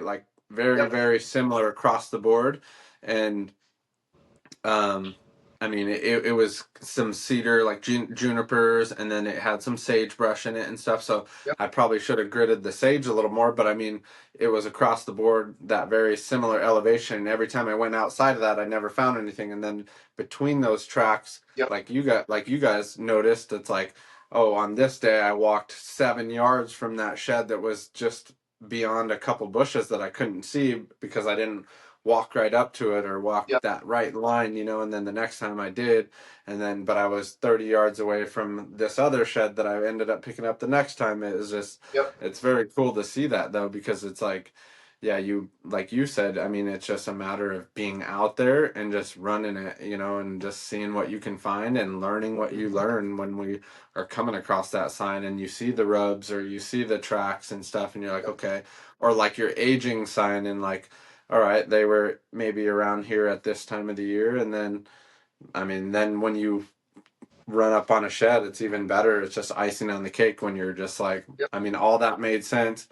And then boom, there it was, And then there are those days when you don't find anything, and everything is there. I mean, the sign's there, the animals are there, and it's just, for whatever reason, they didn't shed there. They shed in the ridge next to it, like you learned, It's like, yeah, and I always go back to just like a saying I always say to myself, whether it's hunting or shed hunting, it's like, it's never where I want it to be. It's just where it's gonna be, or where they're at. Like you can't hunt animals all the time where you want them to be. It's like you just hunt them where they're at, Yep. No, that's a really good piece of advice. Is to I've messed myself up on my own hunts before because there's just a spot that you're like, that is where one should be. Yeah. And it's like, and you go in there 5 times. And I remember, one of my friends, he told me that. I called him on a deer hunt. And I go, but there just should be a deer here. And he goes, right, I'm hearing you. And he goes, but there's not. And I'm like, okay, you got me there, you know? And he's Yeah. like, I'm glad you want there to be a deer there. And he goes, and it's cool to hope there's a deer there. But he goes, if you've been in there 3 times and he's not, he goes, well, obviously there's not. So I'd go find a Yeah. different place to kind of hang out, you know? And, Yeah. or go look. And so that's, you know, you can definitely kind of mess yourself up by, instead of just being, like you say, a little more open about it and like, well, you know what, like I'm gonna go find them where they are. And that's some of my best shed hunts. I've been driving down the road with my friends and somebody goes, where are we gonna stop today? And you're like looking at Onyx and you're like, hey, just pull over right here because there's a canyon down here. And all of a sudden everybody comes out with 10 horns, and then you can all get together that night and look at Onyx and have all your tracks figured out. And you're like, oh, cool. Now this next canyon up looks just like it a quarter mile down the road. It's going to be perfect. There's some private next to it or something. And then you go hiking there and don't find any. And you're like, well, this one looked better than this one. And I've had some of my best shed hunts like that. I mean, I've found shed horns on accident before pulling the truck over and getting out and just looking down somewhere off a road. Nobody's looked off in a long time, I guess, you know, and you get out of the truck to pee or something. And I've done that in the middle of places where you get heavily shed hunted, heavy traffic, and 10 feet off the road, and there's a brown antler laying in a bush sticking up, and you can see it from 50 yards around in every direction, and you're like, you're like, nobody saw this thing for all that time, and it's already starting to turn white. It's been there so long, and you're like, this thing's been out here in the middle of the open, and you can see it from the road, you know what I mean, or something, and it's like, so you just never know. But that really good piece of advice, though, for sure, to definitely just try and find stuff where it is, and like animals where they are, and go hunt them where they are, and don't always get in your own head and let it become well, I think they should be here, so I'm going to keep going here. It's like you kind of sometimes just got to be willing to just jump out of the truck, like I say, and just go explore. Be like, you know what, we're just we've been to this canyon twice, and we haven't got into elk while we're hunting them or whatever. Why don't we just go up this canyon next to it? And some of my best hunts have started off like that. So and that's sometimes that's the only way to find out is just to do it, to like check that canyon, or like you said, you're walking that ridgeline and there's none in this one, but they're literally right next to it and it's right there, you know. It's like that's just, and then they might be 3 canyons over or 3 little ridges fingers over the next year, you know. It's like, for whatever reason. I mean, it's all perfect, but maybe coyotes were over here and they felt safer right here, you know? Who knows? Oh, yeah. But it is cool to see and cool to try to figure it out, even though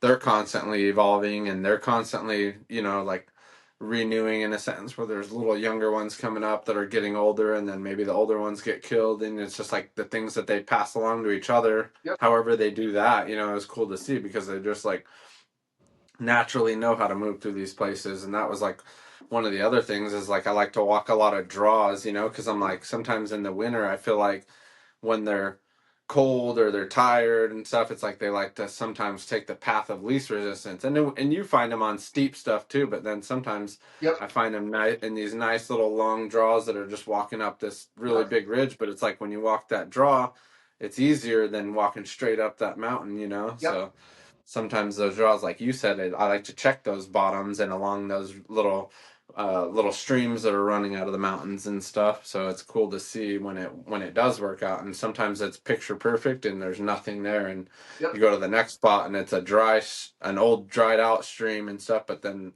there's a shed laying there, you know, for you to pick up. No, for sure. Yeah, you never know where they're going to be or where. And like you say, I think a lot of it too is like one of my favorite things to do is walk cow trails when I'm up in the mountains, because cows make a really good wide path, and deer and elk can walk super easy on it. And deer and elk like it because they can walk really quiet on those trails, and they can hear really good. And so like I the amount of sheds I've found when shed season opens and I just get on a cattle trail and start walking up it, and there's sheds laying a foot off at either side, and you can tell like a deer and elk was just walking up the trail shaking his head and his antlers were falling off on either side of the trail. And I've found a bunch of antlers like that, you know. It's just like you say, that path of least resistance. It's not always in that steep brush or an elevation thing. I mean, I've found elk sheds down in the desert where people would, you know, and in country where people would never think that there would be an elk shed. And I've got buddies that go out there and they'll find match sets of elk horns and stuff and load up their backpack with elk horns, and then they tell you Mhm. where it is, and you're like, okay, no, so tell me where you really found them, and they're like, no, right there, and you're like, no, there's Yeah. no way. And they're like, yep, that's where they were, so it's just part of Yeah. it, but. Yes, sir. It's a lot of very interesting. I think the shed hunting. What's cool is that you don't have to shoot a deer to get their antlers, Mhm. and there's still the mystery of what is he going to turn into now, and will I see Mhm. him again? When you shoot a Yeah. deer, it's awesome because you've got him, he's yours. But then at the same time, it's like you don't get to. Well, I wonder what he's going to look like next year. Well, he's not going to Yeah. grow anymore now, but it's like that's part of the reason that I do love shed hunting is being able to find horns. And then when you do see a buck that you thought you got sheds off of, and he's got different stuff going on, and you're like, oh, that's cool. That's probably the same deer. Yeah. It just It is adds really that cool to element to the story. Yeah, and it's cool to see when people do kill like these deer that they've got sheds on for several years. It's like cool to see that Yep. evolution in their sheds and their growth and stuff to see what they do. And then you can compare that to the type of years they have. Did they have like a dry year or like a good feed year and stuff like that? It's cool to see Yep. when they actually do have them and then they're laying right next to the buck. It's pretty cool to see. Yes, sir. But no, I mean, that was a lot of good stuff right there. I feel like that last little bit, we just covered a ton of fantastic tips there that people will hopefully pick up. Oh yeah, for sure. No, yeah, Yeah, anything helps, So that's, but yeah, like we've talked about, a lot of it is just I think people really getting out and just and not being afraid to go. You never know where you're going to find them. And yeah. like you say, figuring stuff out. The craziest thing I ever found was I thought I found a match set, and it was two horns from the right side of the same deer 1 year Mhm. after another in the same bed. And Oh so wow. they were laying, like, I mean, no joke, that far apart, 3 feet apart. And I walked up and I was like, oh, cool, match set. And I picked up one side and it was a 4-point. And I picked up the other side and it was a 4-point with like a kicker and then an eye guard. And it's like, why does that look funny? And I'm like, those are both Yeah. right sides. And so, that buck, for whatever reason in his path, had gone to the exact same bed 2 years in a row and dropped an antler in the exact same spot. But what was funny is That's crazy. we gridded that whole mountain with multiple guys, and his left side was never found. Either of his lefts were never found, but both of his rights, 2 years. But to me, like something like that is so crazy to think that deer Yeah. 2 years in a row laid in the same bed and drop, and those antlers, just like we talked about, how some of them will hold on to one side a month longer than the other, and the fact that both of those antlers dropped in the same bed Mhm. 2 years apart or a year apart is pretty crazy. But yeah, so just getting Yeah. out and like go to the same spot. If you find a bunch of sheds and you get into some, go back there the next year and try and hit it earlier or maybe before other people hit it and see if there's more horns in there. And then Yeah. if you're not finding a bunch of horns you missed the year before or whatever, then it may not be, because I have spots like that. You clean sheds out and then they're done. Like you go Mhm. back 4 times and like wait a whole year, go back and there's not a single horn in there. You're like, well, Mhm. obviously the deer shed in here for a couple years and nobody hiked in here, but they haven't been back. And so, Yeah. yeah, just finding where they are, like you said. No, that's awesome. That's all a lot of good information.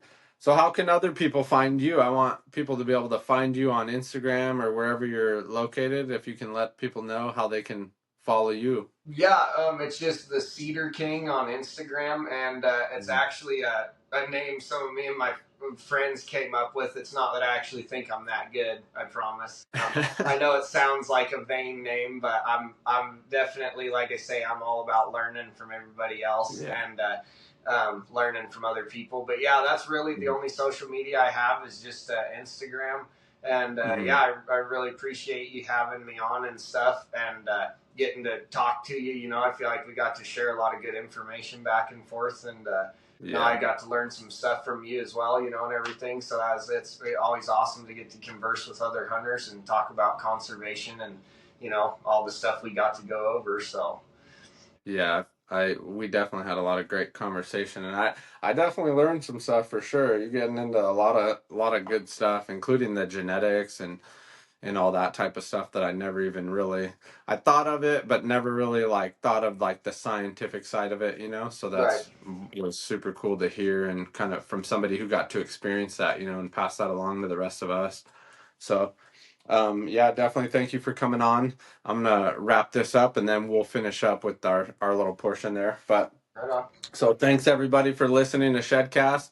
Definitely follow along with the Cedar King on Instagram, and then don't forget to like, subscribe, follow along with Shedcast on Instagram, TikTok. I'm starting the YouTube now, and then definitely got it started on Apple Podcasts and Spotify. So wherever you're listening from, definitely like, subscribe, keep following along. We got lots of good stuff coming down. So thanks again, Jake, for coming on, and thanks everybody for listening. Thank you, sir, for having me.